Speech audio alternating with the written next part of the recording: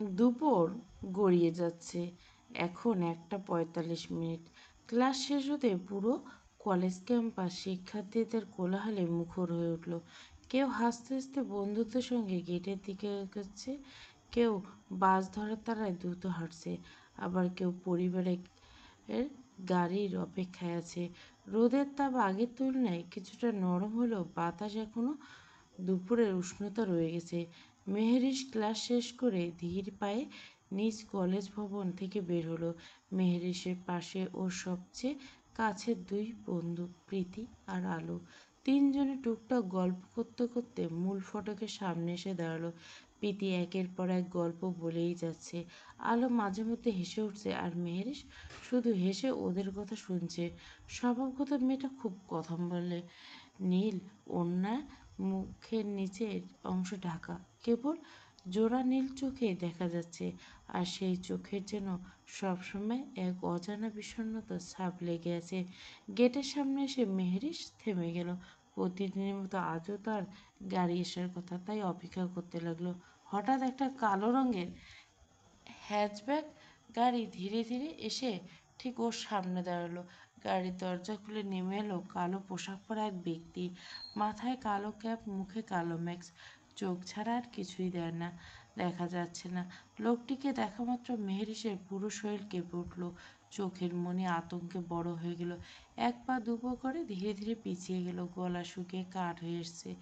নীল ওড়নার আড়ালে একটা শুকনো ঢোক গিলে কাপা চোখে চারিপাশে তাকালো। এখন মনে হচ্ছে কেউ একজন এগিয়ে এসে মেহেরিসকে বাঁচাবে, কিন্তু চারপাশে এত মানুষ যেন আজ ভীষণ অপরিচিত। প্রীতি আর আলো লোকটাকে দেখে চুপ হয়ে গেল। ওদের চোখে বিস্ময় নেই, আছে কেবল অসহায়ত্ব আর ক্ষোভ। কারণ ওরা 2 বছর ধরে মাঝে মধ্যে এই ভয়ঙ্কর দৃশ্যের সাক্ষী হচ্ছে। লোকটা কোনো কথা বলল না। ধীর ভঙ্গিতে পকেট থেকে একটা ছোট্ট বোতল বের করলো। বোতলে ভেজানো ছিল ক্লোরোফর্ম। মুহূর্তের মধ্যে লোকটা মেহেরিসের মুখের সামনে সরিয়ে নাকের সামনে বোতল দিতে মেয়েটা ছটফট করে সরে যাওয়ার চেষ্টা করলো, কিন্তু ততক্ষণে দেরি হয়ে গেছে। তীব্র গন্ধ নাকে যেতে ওর চোখ ঝাপসা হয়ে এলো। শরীরের সমস্ত শক্তি মুহূর্তে নিঃশেষ হয়ে গেল। পরের মুহূর্তে মেয়েটা অবচেতন দেহ সামলে ঢলে পড়ল। লোকটা দ্রুত ওকে নিজের বুকে জড়িয়ে নিল। কয়েক সেকেন্ড স্থির হয়ে মেহেরিস শান্ত মুখটার দিকে তাকিয়ে রইল, যেন পৃথিবীর সবচেয়ে প্রিয় মানুষকে দেখছে। অতঃপর খুব নিচু স্বরে ভালোবাসা আর বিকৃত আসক্তি মেশানো কণ্ঠে ফিসফিস করে বলল, এই বাবু, তুমি সবসময় এমন শান্ত থাকতে পারো না? তারপর অন্তত স্বাভাবিক ভঙ্গিতে মেহেরিসকে কাঁধে তুলে গাড়ির পেছনের সিটে শুইয়ে দিল।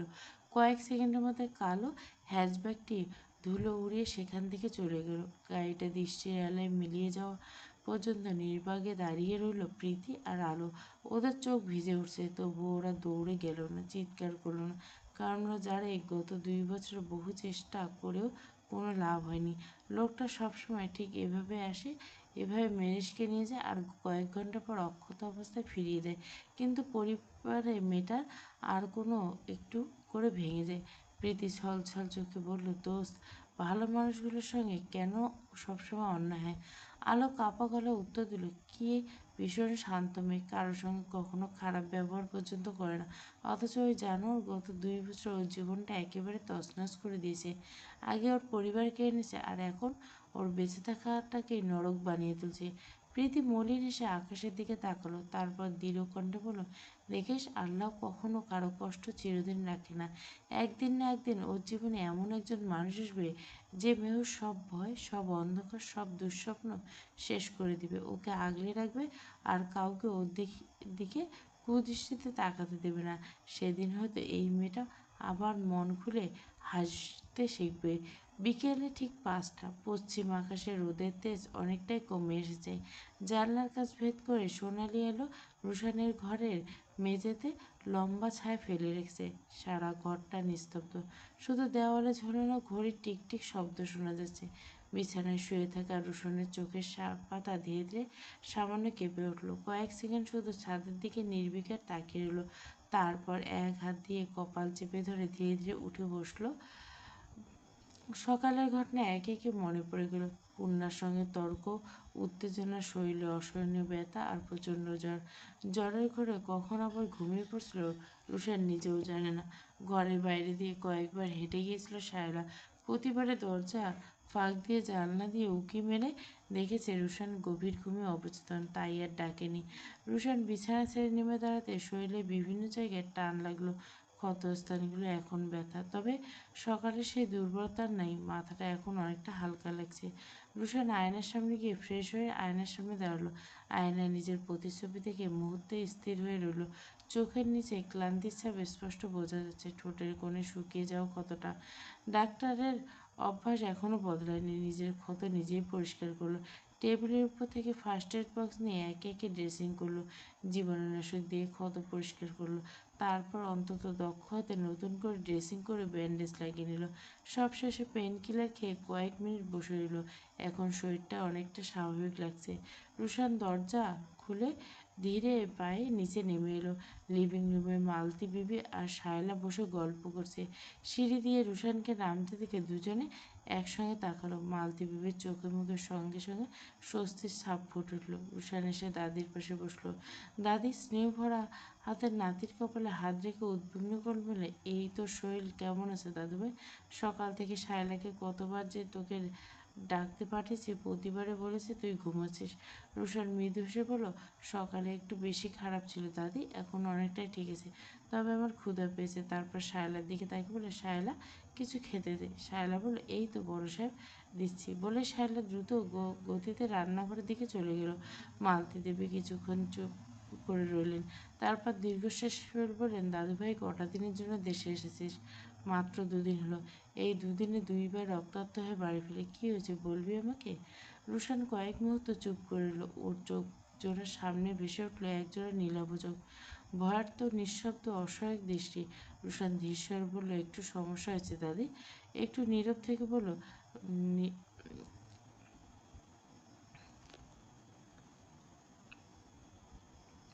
নীরব নক্ষত্র খুব রহস্যময় একটা মেয়ে। ওর জীবনের প্রতিটি অধ্যায় অন্ধকারে লুকিয়ে। মনে হয় কেউ ওকে ইচ্ছে করে আলো থেকে দূরে সরে রেখেছে। আমি জানি না কেন, কিন্তু আমার খুব ইচ্ছে করছে ওকে এই অন্ধকার থেকে বের করে আনতে। মালতী দেবী গভীর মনোযোগ দিয়ে নাতির কথা শুনছিলেন।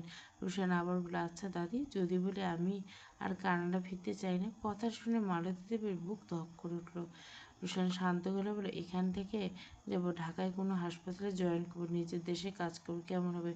কথা শুনে মালতী দেবীর চোখ আনন্দে ভিজে উঠল। তিনি কাঁপা হাতে রুশানের মাথায় হাত রেখলেন।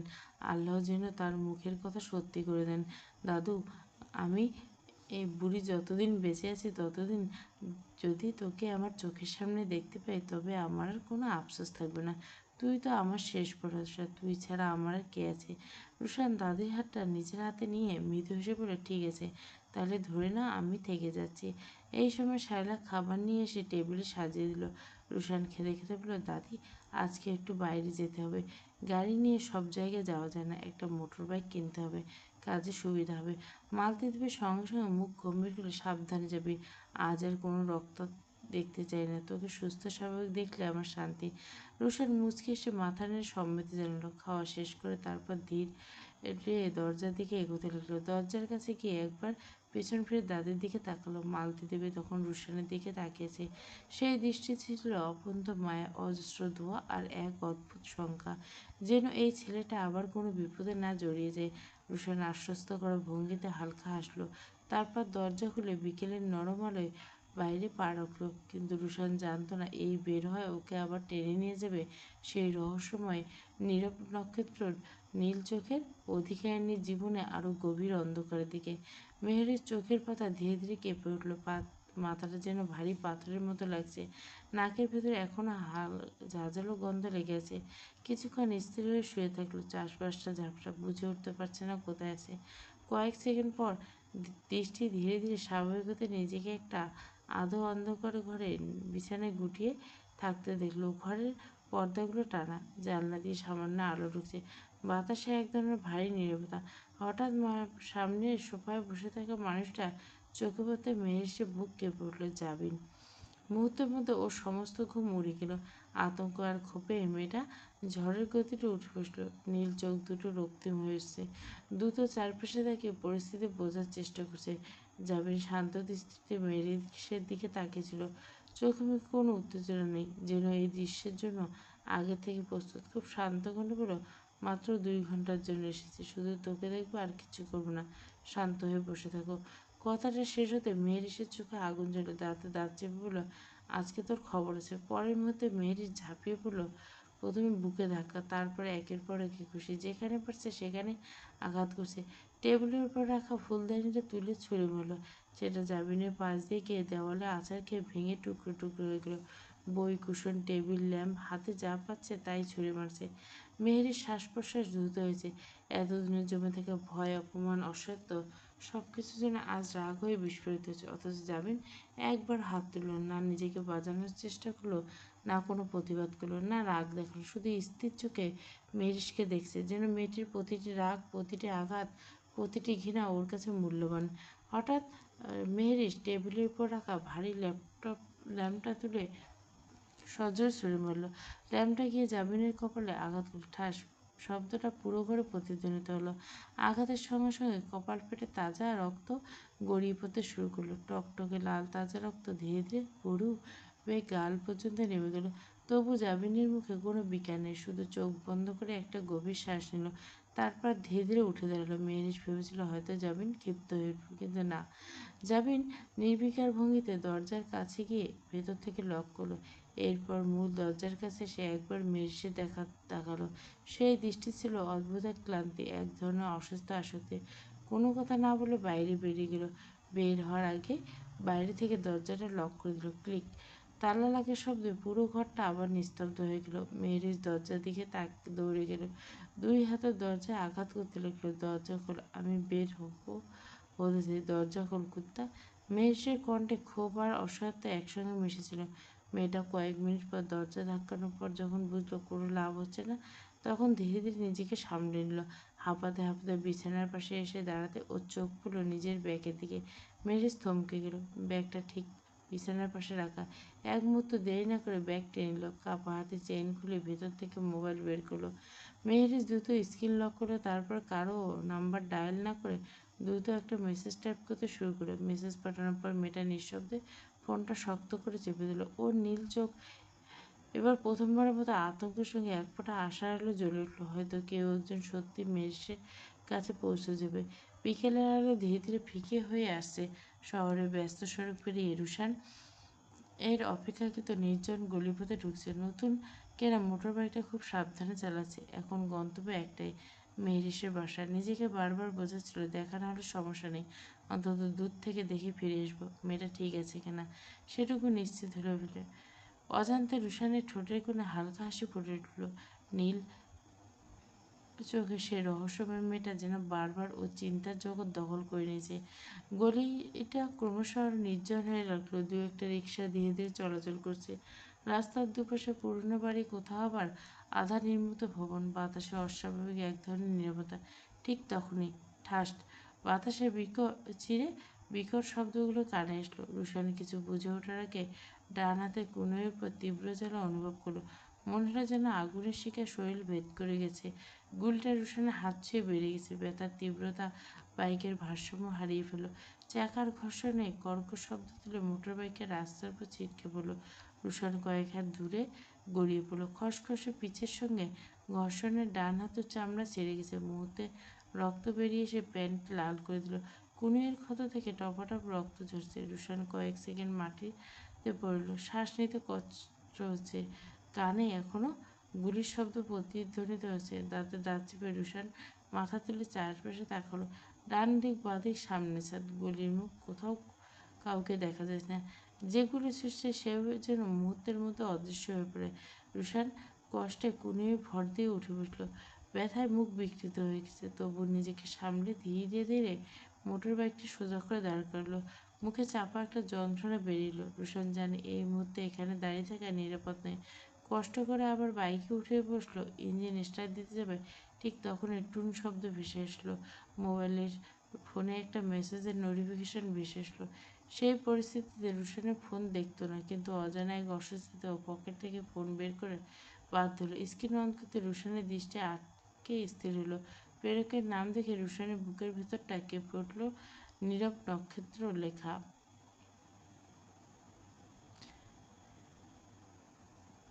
রুশান কাঁপা হাতে মেসেজটি খুলল। রুষা, রুশ, ওরা আমাকে আটকে রেখেছে, আমার খুব ভয় করছে, আমাকে নিয়ে যাও। নিঃশ্বাস আটকে আসছে। মাত্র কয়েকটা শব্দ। এই শব্দগুলো যেন রুশানের শরীরের সমস্ত ব্যথা মুহূর্তের মধ্যে ভুলিয়ে দিল।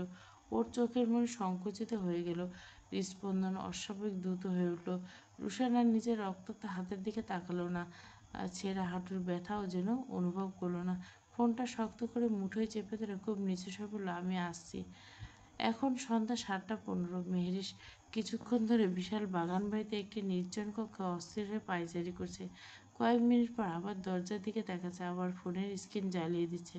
ওর বুকের ভেতরটা কেমন ধুকপুক করছে। যদিও রুশান মেসেজটা না দেখে যদি ছেলেটা না আসে, ঠিক তখন একটু ফোনে একটা মেসেজ ভেসে এসলো। রুশান, তুমি কোথায় আছো বলতে পারবে? মেসেজে পড়তে মেহেশের নিস্তেজ মুখটা আশার আলো ফুটে উঠল। এক মুহূর্ত দেরি না করে রিপ্লাই করলো, ব্লু আর্কিড গার্ডেন হাউসে, গুলশান 2। এখানে মেহেশকে আরও বহুবার আনা হয়েছে, এই জায়গাটা চিনতে অসুবিধা হয়নি। মেসেজ পাঠিয়ে গভীর শ্বাস নিল। মনে মনে শুধু প্রার্থনা করলো, আল্লাহ, রোজ যেন তাড়াতাড়ি আসে। প্রায় আধ ঘন্টা পর রুশান নতুন কেনা মোটর বাইকটা থামালো ব্লু আর্কিড গার্ডেন হাউসে, গুলশান 2 এর লেক পাড়ের নিরিবিলি জায়গা। দূর থেকে চোখে পড়ছে বিশাল লোহার গেট। গেটের কাছে স্টিলের বড় অক্ষরে লেখা, ব্লু অর্কিড গার্ডেন হাউস। চারদিকে প্রায় 12 ফুট বাউন্ডারির ওয়াল। দেওয়ালের ওপাশে সারি সারি আম, কাঁঠাল, কৃষ্ণচূড়া আর নারকেল গাছে মাথা উঁচু করে দাঁড়িয়েছে। বাইরে থেকে বোঝার উপায় নেই ভিতরে কত বড় জায়গা। গেটের সামনে দুজন নিরাপত্তা রক্ষী, আর দুজনে বাড়ির চারপাশে টহল দিচ্ছে। রুশান এক নজর বুঝে গেল মূল গেট দিয়ে ঢোকা অসম্ভব। ও ডান হাতের ক্ষতটা আবার ব্যথা করছে, শার্টে হালকা রক্তের দাগ ফুটে উঠছে। তবু রুশান ব্যথাকে একটু গুরুত্ব দিল না। ধীরে ধীরে বাইকটা দূরের গাছের আড়ালে রেখে বাড়ির পিছনের দিকে এগিয়ে গেল। এদিকে রুশান অপেক্ষা করতে করতে প্রায় অস্থির হচ্ছে। মেয়েরিস মেয়েটা বুঝে গেল বসে থাকলে মুক্তি মিলবে না, নিজেকে বের করার পথ খুঁজতে হবে। মেয়েটা প্রথমে বড় কাঁচের জানলার কাছে গেল। জানলাটা খুলতে দেখতে পেল মোটা লোহার গ্রিল লাগানো। এই পথ বন্ধ। মেয়েরিস ঘুরে বারান্দার দরজার সামনে এসে দাঁড়ালো। দরজায় তালা দেওয়া। মুহূর্তে ভেবে মাথা থেকে ধাতব ক্লিপটা খুলে লকের ভিতরে ঢুকিয়ে দিল। এবার ডান দিকে বাঁ দিকে ধীরে ধীরে ঘোরাতে লাগলো। প্রথমবার ব্যর্থ, দ্বিতীয়বার ব্যর্থ, তৃতীয়বার ঠিক করে লক খুলে গেল। মেয়েরিস দ্রুত দরজা খুলে বারান্দায় পা রাখলো। কিন্তু সামনে আর এক বাধা। বারান্দায় গ্রিলের সঙ্গে পুরো টেম্পারেড গ্লাস লাগানো। নিচের অংশ ছোট্ট একটা দোতলা। মেহরিশ আবার ঘরে ফিরিয়ে চারপাশে তাকালো। বিছানায় রাখা ভারী লোহার একটা রড হাতে তুলে নিল। ধীরে ধীরে তালার উপর আঘাত করলো। ঠক, কিছুই হলো না। আবার জোরে ঠাস করে মারল, তবুও ভাঙল না। মেহরিশ থেমে কান পেতে রইল, কেউ আসছে কিনা। চারপাশ নিস্তব্ধ। দাঁতে দাঁত চেপে সর্বশক্তি দিয়ে আঘাত করল। চ্যাং! তালাটা ভেঙে মেঝেতে পড়ে গেল। দ্রুত গ্রিল সরিয়ে বাইরে তাকাতেই ওর চোখ স্থির হয়ে গেল। পেছনে বাউন্ডারি দেওয়ালের উপর ভর দিয়ে দাঁড়িয়েছে রুশান। দেওয়াল টপকে ভেতরে ঢোকার সুযোগ খুঁজছে। মেয়ের বুক থেকে যেন একটা ভার নেমে গেল। অজান্তে ঠোঁটে হাসি ফুটল। দ্রুত নীল ওড়না দিয়ে মুখ ঢেকে 2 হাত তুলে ইশারা করলো। প্রথমবার রুশান খেয়াল করলো না, দ্বিতীয়বার হাত নাড়াতে মাথা তুলে তাকালো। দুজনের চোখ এক হলো। রুশানের ক্লান্ত মুখ ষষ্ঠীতে হাসি বসল। ইশারায় বুঝিয়ে দিল, আমি আসছি। এরপর সাবধানে দেওয়াল টপকে ভেতরে নেমে এলো। ভেতরে নেমে চারপাশ পর্যবেক্ষণ করলো। দোতলায় ওঠার সিঁড়ি বাইরে নেই। হঠাৎ ওর চোখে পড়ল পাশের বিশাল আম গাছটার দিকে। গাছের একটি মোটা ডালে বারান্দা পর্যন্ত চলে গেছে। রুশান গাছে ওঠার চেষ্টা করলো। প্রথমবার হাত পিছলে নিচে পড়ে গেল। দ্বিতীয়বার পা ঠিক মতো ভর পেল না। তৃতীয়বার ডাল ধরে নিজেকে তুলতে পারলো না। উপরে দাঁড়িয়ে সবকিছু দেখলো মেরিস। মেয়েটার বুক ধড়ফড় করছে। মনে মনে শুধু দোয়া করছে, আল্লাহ ওকে সাহায্য করো। রুশান গভীর শ্বাস নিল। ব্যথায় ডান হাত কাঁপছে, তবুও হাল ছাড়ল না। আরও একবার গাছের কাণ্ড শক্ত করে জড়িয়ে ধরে ধীরে ধীরে উপরে উঠতে লাগলো। অবশেষে একটু শক্ত ডালে উঠে সক্ষম হলো। সেখান থেকে সাবধানে ভারসাম্য রেখে বারান্দার দিকে এগুলো। এক মুহূর্ত পর সাহস করে লাফ দিল। দুই হাত দিয়ে শক্ত করে বারান্দার গিয়ে আঁকড়ে ধরল। শরীরটা নিচের দিকে ঝুলে উঠল। মেহরিশ কোনো সময় নষ্ট করল না। ঝুঁকে রুশানের কবজি শক্ত করে টান দিল। রুশান পা ঠেকিয়ে নিজেকে উপরে তোলার চেষ্টা করলো। আর কয়েক সেকেন্ড প্রাণপণ চেষ্টা করার পর রুশান বারান্দার ভেতরে উঠে দাঁড়ালো। এবার দুজনে হাঁপাচ্ছে, কিন্তু ওদের চোখ দুটো অনেকটা অনুভূতি। এখনও ওরা মুক্ত নয়, আসল লড়াইটা বাকি আছে। রুশান গভীর দৃষ্টিতে মেঝে দিকে তাকিয়েছে। এতক্ষণ শুধু ওকে খুঁজে বের করে তাড়ানো ছিল, এখন মেয়েটা চোখের সামনে দেখে বুকের ভেতর অস্থিরতা একটু হলেও কমছে। মেহেশের দৃষ্টি স্থির। হঠাৎ ওর চোখ নিচের দিকে নেমে গেল। রুশানের ডান হাতের প্যান্ট পুরো ছিঁড়ে গেছে। ছেঁড়া অংশ দিয়ে শুকিয়ে যাওয়া রক্তের দাগ স্পষ্ট দেখা যাচ্ছে। ডান হাতের কোনার উপর রক্ত, টি শার্টের ভাগগুলো শুকনো রক্ত জমাট বেঁধেছে। কোথাও কোথাও আবার টাটকা রক্ত বেরোচ্ছে। মেহরিশ বিস্ময়ে তাকিয়ে রইল। এতক্ষণ নিজেই ভয় নিয়ে ব্যস্ত। মেয়েটা এখন বুঝতে পারলো ওকে উদ্ধার করতে এসে রুশান নিজেই আহত হয়েছে। রুশান মৃদু স্বরে জিজ্ঞেস করলো, তুমি ঠিক আছো? মেহরিশ ধীরে মাথায় সম্মতি দিল। রুশান এবার বারান্দায়, একবার নিচে বাগানে, আবার চারপাশে চোখ বুলার। কীভাবে বেরোয়া যায়? সামনে গেট, অসম্ভব, সেই দিয়ে নামা যাবে না। ভেতরের দরজা বন্ধ। হঠাৎ রুশানের মাথায় একটা বুদ্ধি এলো। রুশান দ্রুত গতিতে রুমে ঢুকে বিছানার মোটা চাদর তুলে নিল। এরপর জানালার পর্দা খুলে একটার সঙ্গে আরেকটা শক্ত করে গিঁট দিল। মেহেশ নিশ্চুপ হয়ে দাঁড়িয়ে দেখছে, কিছু বলছে না। রুশান গিঁটগুলো কয়েকটা নিজেই টেনে পরীক্ষা করলো। তারপর বারান্দার গ্রিলে পাক ঘুরিয়ে শক্ত করে বাঁধল। নিজের ওজন দিয়ে ঝাঁকে নিশ্চিত হলো গিঁট খুলবে না। এরপর কাপড় তৈরি অস্থায়ী দড়িটা নিচের দিকে ঝুলিয়ে দিল। রুশান মেহেরের দিকে তাকে আস্তে করলো, আগে তুমি নামবে, আমি উপর থেকে ধরে রাখবো। মেহের এগোতে টিক করে শব্দ হলো। ভেতর দরজার লক খোলার শব্দ ভেসে এলো। রুহানের চোখ মুহূর্তে বড় হয়েছে, কেউ আসছে। এক সেকেন্ডও সময় নষ্ট করে রুশান মেহেরের কবজি ধরে নিজের দিকে টেনে নিল। ওরা দুজনে দ্রুত রুমের ভিতরে ঢুকে গেল। মোটা কংক্রিটের পিরাল আড়ালে দাঁড়িয়েছে। জায়গা এতটাই সংকীর্ণ যে আলাদা হয়ে দাঁড়ানোর উপায় নেই। রুশান নিজে আহত হাতের ব্যথা উপেক্ষা করলো। মেহেরিশকে আষ্টে পিঠে জড়িয়ে দিল, যাতে বাইরে থেকে কোনোভাবে ওদের দেখা না যায়। পরের মুহূর্তে দরজা খুলে ভেতরে ঢুকলো জাবিন। ওর নজরে ঘরটা দেখে সোজা বারান্দায় চলে গেল। বারান্দার দরজা খোলা, গ্রিলে বাঁধা ঝুলন্ত চাদর। জাবিনের মুখ মুহূর্তে বদলে গেল। জাবিন আর একবারও রুমের ভিতরে তাকালো না। দ্রুত বাইরে বেরিয়ে চিৎকার করল, পান্দির বাচ্চারা, কোথায় তোরা? আমার মেহু বারান্দা দিয়ে পালিয়ে গেছে, কেউ দেখিসনি? ও আঘাত পেয়েছে নাকি? জামিনে পুরো চিৎকারে পুরো বাড়ি কেঁপে উঠল। চারপাশ থেকে লোকজন দৌড়ে আসলো। জামিন রাগে গর্জে উঠল, চারিদিকে খোঁজ, বাগান, ছাদ, দেওয়াল, সব জায়গায়। আমার ওকে চাই এক্ষুনি। সবাই ছুটে গেল। আর এদিক ওদিক পিরালে আড়ালে নিঃশ্বাস বন্ধ করে দাঁড়িয়েছে রুশান আর মেহেশ। মেহেশ প্রায় রুশানের বুকের সঙ্গে মিশে আছে। রুশানের বুকের ধুকপুকানি স্পষ্ট শুনতে পাচ্ছে। শরীর জুড়ে ঘাম জমছে রুশানের। কপাল বেরিয়ে গড়িয়ে পড়া ঘামের ফোঁটা মেহেরিসের কপালে এসে পড়ছে। আহত হাতটা ব্যথায় হালকা কাঁপছে, তবুও নড়ছে না। কয়েক সেকেন্ড, তারপর 1 মিনিট। অবশেষে জামিনে পায়ের শব্দ দূরে মিলে গেল। রুশান ধীরে ধীরে স্বস্তির নিঃশ্বাস ফেল। মেহেরিস মুখ তুলে রুশানের দিকে তাকালো। এত কাছে মেহেরিসকে প্রথমবার রুশানের মুখ দেখছে, ক্লান্ত, ঘামে ভেজা, অথচ দৃঢ়। রুশান আলতো করে হাত বাড়িয়ে মেহেশের কপালে লেগে থাকা ঘামের ফোঁটাটা মুছে দিল। ঠিক তখনই মেহেশের চোখ চলে গেল রুশানের আহত বাম হাতটার দিকে। স্বার্থে নিচ থেকে আবারও রক্ত পড়েছে। মেয়েটার বুকটা হঠাৎ মোচড় দিয়ে উঠল। রুশান খুব আস্তে করলো, চলো এবার বেরোয়। মেহেরিস ব্যাগ কাঁধে তুলে নিয়ে প্রথমে কাপড়টা দড়ি দিয়ে নিচে নামলো। রুশান উপর থেকে এক হাতে দড়ি ধরে রাখলো। আহত হাতে প্রচণ্ড ব্যথা হচ্ছিল, তবু দাঁতে দাঁত চেপে সব সহ্য করে নিল। মেহেশ নিরাপদে পৌঁছেছে। রুশান নিজেও ধীরে ধীরে দড়ি বেয়ে নেমে এলো। নামার সময় আহত হাঁটু আবার ধাক্কা লাগলো। ব্যথায় মুখ বিকৃত হয়ে উঠল, তবু কোনো শব্দ করলো না। দুজনে দ্রুত বাউন্ডারি ওয়াল দিকে দৌড়ে গেল। রুশান কষ্ট করে আগে দেওয়ালে উঠল, তারপর নিচ থেকে হাত বাড়িয়ে দিল।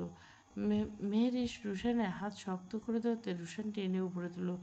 ওয়ালের ওপাশে দুজনে দ্রুত গাছের আড়ালে রাখা মোটর বাইকে পৌঁছে গেল। রুশান ইঞ্জিন স্টার্ট দিল, মেহেরিস পিছনে পেল। পরের মুহূর্তে বাইকটা গর্জন তুলে সন্ধ্যার অন্ধকারে মেরে গেল। জামিন প্রায় পুরো অর্কিড হাউস তন্ন তন্ন খুঁজে মেহেরিসকে পেল না। বাগান, ছাদ, গ্যারেজ, বাউন্ডারি, ওপাশের চারপাশে জায়গাগুলো লোক ছড়িয়ে দেওয়া, তবুও কোথাও হদিশ নেই। রাগে জাবিন উন্মাদের মতো আচরণ করলো, সামনে থাকা ফুলের টব লাথি মেরে ভেঙে দিল। পাশে টেবিলে রাখা কাচের ফুলদানি ছুঁড়ে মারল মেঝেতে। দাঁতে দাঁত চেপে গর্জল, গাড়ি বের করো। জাবিনের বিশ্বাস, মেহরিন যদি পালিয়ে যায় তবে প্রথমে নিজের বাড়িতেই যাবে। ঠিক কয়েক মুহূর্তের মধ্যে কালো রঙের গাড়িটা গর্জন তুলে বেরিয়ে গেল মেহরিনদের বাড়ির উদ্দেশ্যে। এদিকে প্রায় 45 মিনিট একটানা বাইক চালানোর পর রুশান শহরের ব্যস্ততা ছেড়ে নিরিবিলি রাস্তায় এসে থামল। রাস্তার দুই পাশে সারি সারি গাছ, মাথার উপর কয়েকটা ল্যাম্পপোস্টের স্ল্যান আলো, মাঝে মাঝে দু একটা গাড়ি চলে আসছে। রুশান আর সহ্য করতে পারল না, ধীরে ধীরে বাইকটা রাস্তার পাশে দাঁড় করলো। ইঞ্জিন বন্ধ হতে নিস্তব্ধতা স্পষ্ট। বাম হাতটা শক্ত করে চেপে ধরে ব্যথায় চোখ বন্ধ করলো। গুলির হাতটা ছুঁয়ে যাওয়ায় ক্ষতটা আবার খুলে গেছে। আকাশি রঙের শার্ট পুরো ভিজে গেছে। ক্লান্ত কণ্ঠে নিজের হাত চেপে ফিসফিস করে বলল, নূর একটু অপেক্ষা করো প্লিজ। কথাটা শেষ করে রুশান বাইক থেকে নামল, কিন্তু আহত হাঁটুতে ভর দিয়ে তীব্র ব্যথায় গাঢ় ছড়িয়ে পড়ল। রুশান আর এক মুহূর্ত দাঁড়িয়ে থাকতে পারল না, হাত চেপে ধরে হাঁটু ভেঙে রাস্তার উপর বসে পড়ল। মেহেরি দ্রুত এগিয়ে এলো, এক মুহূর্ত দেরি না করে রুশানের সামনে হাঁটু গেড়ে বসে পড়ল। এবার খুব সাবধানে রুশানের আহত হাতটা নিজের হাতে তুলে নিল, ব্যাগ খুলে টিস্যু প্যাকেট বের করলো। মেহরিশ নরম হাতে জমে থাকা রক্তগুলো ধীরে ধীরে মুছে দিল। মাঝে মাঝে কপাল কুঁচকে ক্ষতটার দিকে তাকিয়ে দৃষ্টি তাকাচ্ছে, আবার খুব সতর্কভাবে পরিষ্কার করে দিচ্ছে। ওর চোখে স্পষ্ট উদ্বেগ, কিন্তু ঠোঁটে নীরব, কিছু বলল না। তবু মেহরিশ কাঁপা হাতে ব্যস্ততা আর বারবার রুশানের মুখের দিকে তাকানো, সবাই বলে দিচ্ছে রুশান কষ্ট ওকে ভেতর থেকে অস্থির করে তুলছে। রুশান এক দৃষ্টিতে মেহরিশ দিকে তাকিয়ে রইল। মেয়েটার নীরব যত্নের মধ্যে এমন কোনো আন্তরিকতা ছিল যার জন্য কোনো শব্দের প্রয়োজন হয় না। মেহরিশ ক্ষতের রক্তটা যতটা সম্ভব পরিষ্কার করে ধীরে ধীরে মুখ তুলে তাকালো। রুশান সেই নীল চোখের দিকে কয়েক সেকেন্ড চেয়ে একটা দীর্ঘশ্বাস ফেলল। ব্যথা এখন আছে, কিন্তু এই ব্যথার চেয়ে বেশি অনুভূতি হচ্ছে মেহরিশের নীরব উপস্থিতি। মেহরিশ আবারও কয়েক সেকেন্ড স্থির হয়ে রুশানের আহত হাতের দিকে চেয়ে রইল, তারপর শুকনো ঢোক গিলে ধীরে ধীরে নিজের ব্যাগটা সামনে টেনে নিল। মেয়েটার ব্যাগের চেন খুলে ভেতরে হাত ঢুকলো। রুশান কৌতূহল দৃষ্টিতে ওর দিকে তাকিয়েছে। মেয়ের ছোট্ট ব্যাগটা থেকে এক এক করে বেরিয়ে এলো একটি ছোট্ট এস পাউডার, একটা ছোট জীবাণুনাশক ওষুধের বোতল, গজ, ওয়ান টাইম ব্যান্ডেজ। রুশান ভুরু কুঁচল। মেহেরিজ এবার খুব স্বাভাবিক ভঙ্গিতে রুশানের শার্টের বোতাম খুলতে শুরু করলো। রুশান খানিকটা অবাক হলো, ওকে বাধা দিল না। আহত হাতে সুবিধার জন্য শার্টটা ধীরে ধীরে খুলে ফেলতে রুশান কনুইয়ের উপর ক্ষতটা পুরোপুরি দেখা গেল। শুকিয়ে যাওয়া রক্তের সঙ্গে নতুন রক্ত জমা বেঁধেছে। মেহেরিজ টিস্যু দিয়ে ক্ষতের চারপাশ আলতো করে পরিষ্কার করলো, তারপর ছোট্ট বোতল খুলে জীবাণুনাশক লাগাতে লাগলো। ওষুধে লাগতে রুশানের শরীর কেঁপে উঠল, জ্বালাটা তীব্র। তবু রুশান কোনো শব্দ করলো না। মেহেরিশ অন্তত সতর্ক হাতে ক্ষতস্থান ড্রেসিং করলো, কোথাও যেন অযথা চাপ না পড়ে, সেদিকে তার পুরো মনোযোগ। সবশেষে ওয়ান টাইম ব্যান্ডেজ লাগিয়ে আলতো করে চাপ দিল, যাতে ঠিকভাবে বসে যায়। রুশান কয়েক সেকেন্ড হাত নেড়ে দেখলো, ব্যথায় পুরোপুরি না করলে ক্ষতস্থান এখন আগের চেয়ে অনেকটা হালকা লাগছে। রুশান বিস্মিত হয়ে চোখে মেহেরিশের ব্যাগের দিকে তাকালো। একটা মেয়ের ব্যাগে সবসময় এত সুন্দর ফার্স্ট এড কিট সাজানো থাকে। মেহেরিশ এবার ব্যাগ থেকে একটা পেন কিলার স্ট্রিপ করলো, একটা ট্যাবলেট খুলে ছোট্ট বোতলের পানির সঙ্গে রুশানের মুখে এগিয়ে দিল। রুশান কিছু না বলে ওষুধটা খেয়ে নিল। পানির বোতলে ফিরে মৃদু হেসে বলল, ধন্যবাদ। মেহেরিশ কোনো উত্তর দিল না, শুধু ব্যাগ থেকে একটা কলম বের করলো, পাশে রাখা টিস্যুর উপর ধীরে ধীরে কয়েকটা লাইন লিখলো। লেখা শেষ করে টিস্যু রুশানের হাতে দিল। রুশান পড়তে শুরু করলো, আমার জন্য তোমার জীবনটা ঝুঁকিপূর্ণ চলে গেছে, চলে যাও। আমি চাই না আমার কারণে কারো মৃত্যু হোক। লেখাটা পড়ে রুশান মুহূর্তে চুপ করে এলো, তারপর খুব যত্ন করে টিস্যুর ভাঁজ করে নিজের মুঠে রাখলো। মেহেরিশ ভেবেছিল হয়তো রুশান চলে যাওয়ার কথা বলল, কিন্তু রুশান শান্ত গলায় বলল, আমি আছি, পাশে থাকতে চাই আজীবন। কথাগুলো বলার সময় রুশানের কণ্ঠে কোনো আবেগী নাটকীয়তা ছিল না, শুধু ছিল অচল অনিশ্চয়তা। মেহেরিশ শুধু স্থির চোখে তাকিয়ে রইল। না মেয়েটা অবাক হলো, বরং রুশানের চোখের গভীরে এমন কিছু দেখল যা ওকে নিঃশব্দ করে দিল। সেই দৃষ্টিতে না করুণা না দায়বদ্ধতা, শুধু এক অদ্ভুত প্রতিশ্রুতি, যেটা শব্দের চেয়ে বেশি দৃঢ়, বেশি ভয়ঙ্কর। টুন্না আচমকা চিৎকার করে উঠল, আমার ডিভোর্স! শব্দগুলো যেন ঘরের চার দেওয়ালে ধাক্কা খেয়ে বারবার প্রতিধ্বনিত হতে লাগলো। কয়েক সেকেন্ডের জন্য পুরো ঘরটা নিস্তব্ধ হয়ে গেল। দেওয়ালে টাঙানো ঘড়ির টিকটক শব্দ যেন অস্বাভাবিকভাবে স্পষ্ট শোনা যাচ্ছিল। কাব্য স্থির দৃষ্টিতে পূর্ণার দিকে তাকিয়ে রইল। ওর চোখের মণি ধীরে ধীরে রক্তিম হয়ে উঠল, চোয়াল শক্ত, কপালের রগগুলো ফুলে উঠছে, যেন নিজের ভিতরে বিস্ফোরণটাকে আটকে রাখার শেষ চেষ্টা করছে। কিন্তু সেই চেষ্টা স্থায়ী হলো না। ঠাস একটা প্রচণ্ড শব্দে পূর্ণার মুখের দিকে থেকে কেঁপে উঠল। গালের উপর মুহূর্তে লালচে ছাপ স্পষ্ট ফুটে উঠল। আঘাতের ধাক্কায় পূর্ণা কয়েক কদম পিছিয়ে গিয়ে টেবিলের কোণ ধরে নিজেকে সামনে এল। কাব্য ক্রোধে ফুঁসতে ফুঁসতে সামনে এগিয়ে এসে বলল, তুই ডিভোর্স দিবি কেন? ও, তুই ডিভোর্স দিয়ে আমার ভাইয়ের কাছে যাবি, তাই না? এতদিনের নাটক সব বুঝেছি আমি। পূর্ণা গালে হাত রাখলো, চোখ দুটো ভিজে উঠল। এবার আর কান্না এলো না। এতদিনের জমে থাকা অপমান, অভিমান, অসহায়তার জন্য চোখের পানিকে শুকিয়ে দিচ্ছিল। পূর্ণা ধীরে ধীরে সোজা হয়ে দাঁড়ালো। পূর্ণার গলায় কোনো কাঁপুনি নেই, বরং অদ্ভুত এক দৃঢ়তা। তোমার মতো একজন মানুষের সঙ্গে সারা জীবন কাটানোর চেয়ে একা থাকা অনেক ভালো। অন্তত প্রতিদিন ভয় নিয়ে বাঁচতে হবে না। কাব্য তাচ্ছিল্যে হাসি হাসলো। পূর্ণা থামল না। রুশান তোমার মতো নয়। আমাদের সম্পর্ক শেষ হয়ে গেছে অনেক আগে, কিন্তু জীবনে একদিনও সে আমার গায়ে হাত তোলে না। তুমি, তোমার রাগের প্রথম শিকার আমি। কথায় কথায় অপমান, সন্দেহ আর মারধর, এটাই কি সংসার? কাব্য চোখ রাঙিয়ে এক পা এগিয়ে এলো, কিন্তু পূর্ণা আজ আর পিছিয়ে গেল না। আচ্ছা, সব দোষ কি শুধু আমার? তুমি আমার জীবনে এসেছিলে, কেন আমার জীবনটা এমন করে ভেঙে দিলে? আমি তো নিজের মতোই ভালো ছিলাম, এখন এমন আচরণ করছো যেন সব অপরাধ শুধু আমার। পূর্ণার গলা একটু ভারী হয়ে এলো। আমরা কি চেষ্টা করিনি? কত ডাক্তার দেখানোর কথা বলছি, কতবার বলছি দুজনে পরীক্ষা করে, সন্তান হচ্ছে না। এ থেকে শুধু একজনটাই সমস্যা কার সেটা না জেনে দিনের পর দিন আমাকে দোষারোপ করছো। আমার আত্মসম্মানটুকু রাখলে না। আমি ডাক্তার দেখাতে বলছি, তুমি রাজি হও না, অথচ প্রতিদিন আমাকে শুনেছ আমি নাকি অপয়া, আমার কারণে কি নাকি এই সংসার অপূর্ণ। কাব্যের মুখ বিকৃত হয়ে গেল। হঠাৎ হাত তুলে ইশারা করে বলল, ব্যাস, আর একটাও কথা না, মুখ বন্ধ রাখ। কাব্যের কণ্ঠে ছিল দম্ভ আর ক্ষোভের মিশ্রণ। আমার আবার কি সমস্যা? সমস্যা তোর, বুঝলি? তুই বরং তোর বাবাকে ফোন কর, এসে তোকে নিয়ে যাক। ডিভোর্স কাগজ আমি পাঠিয়ে দেবো। তবে তুই একটা কথা ভালো করে কানে ঢুকিয়ে রাখ, এরপর আমার ভাইয়ের জীবনে ঢোকার চেষ্টা করবি না। ওর গলার ঝুলে নতুন নাটক শুরু করার স্বপ্ন দেখিস না। কথাগুলো শেষ করে কাব্য তীব্র ঘৃণার দৃষ্টিতে পূর্ণার দিকে তাকিয়ে রইল। পূর্ণার বুকটা কেমন ধক করে উঠল। বাবা, এই শব্দটা মাথার ভিতরে বারবার প্রতিধ্বনিত হলো। না, বাবা যদি সব জেনে যায়। এতদিন ধরে অসংখ্য মিথ্যে বলে পূর্ণা বাবাকে নিশ্চিত করেছে আমি ভালো আছি। কাব্য খুব যত্ন নেয়, রুশান বেঁচে নেই, সংসারে কোনো সমস্যা নেই, সব এক মুহূর্তে ভেঙে যাবে। বাবার শরীর দুর্বল, কি সত্য সহ্য করতে পারবে? পূর্ণা আঙ্গুলগুলো হঠাৎ কাঁপতে শুরু, বুকের ভিতরটা হঠাৎ ভারী উঠল, চোখের সামনে যেন সব কিছু ঝাপসা হয়ে যাচ্ছে। পূর্ণার নীরবতা দেখে কাব্য আরও ক্ষিপ্ত হয়ে উঠল। দাঁতে দাঁত চেপে বিষাক্ত স্বরে বলে উঠল, নষ্ট একটা। শব্দটা ছুরির মতো এসে বিদ্ধ করলো পূর্ণার বুকে। মেয়েটা কিছু বলল না, শুধু নিঃশব্দে তাকিয়ে রইল কাব্যের দিকে। আজ প্রথমবার মনে হলো মানুষটা একাই ছাদের নিচ থেকে কতটা অপরিচিত হয়ে পড়ে। যে মানুষটা হাত ধরে একদিন নতুন জীবনের স্বপ্ন দেখছিল, আর সেই হাত ওকে বারবার ভেঙে দিচ্ছে। আর সেই মুহূর্তে পূর্ণা মনে মনে সিদ্ধান্ত নিল, এই সম্পর্ক আর টিকিয়ে রাখার কোনো অর্থ নেই। যে সম্পর্কের ভালোবাসার চেয়ে ভয় বেশি, সম্মানের চেয়ে অপমান বেশি, সেখানে থাকা একা থাকা অনেক বেশি শান্তির। গাড়ির ভেতরে নীরবতা জমাট বেঁধেছিল। শহরে ব্যস্ত রাস্তা পেরিয়ে ধীরে ধীরে গাড়ি এসে মেহেরিজদের বিশাল লোহার গেটের সামনে থামলো। ইঞ্জিনে বন্ধ হতে চারপাশটা আরো নিস্তব্ধ হয়ে উঠল। রুশান কয়েক সেকেন্ড স্টিয়ারিংয়ে হাত রেখেই রইল, তারপর দীর্ঘশ্বাস ফেলে গাড়ি থেকে নেমে মেহেরিসের জন্য দরজা খুলে দিল। মেহেরিস ধীরে ধীরে নেমে দিল, মাথা নিচু।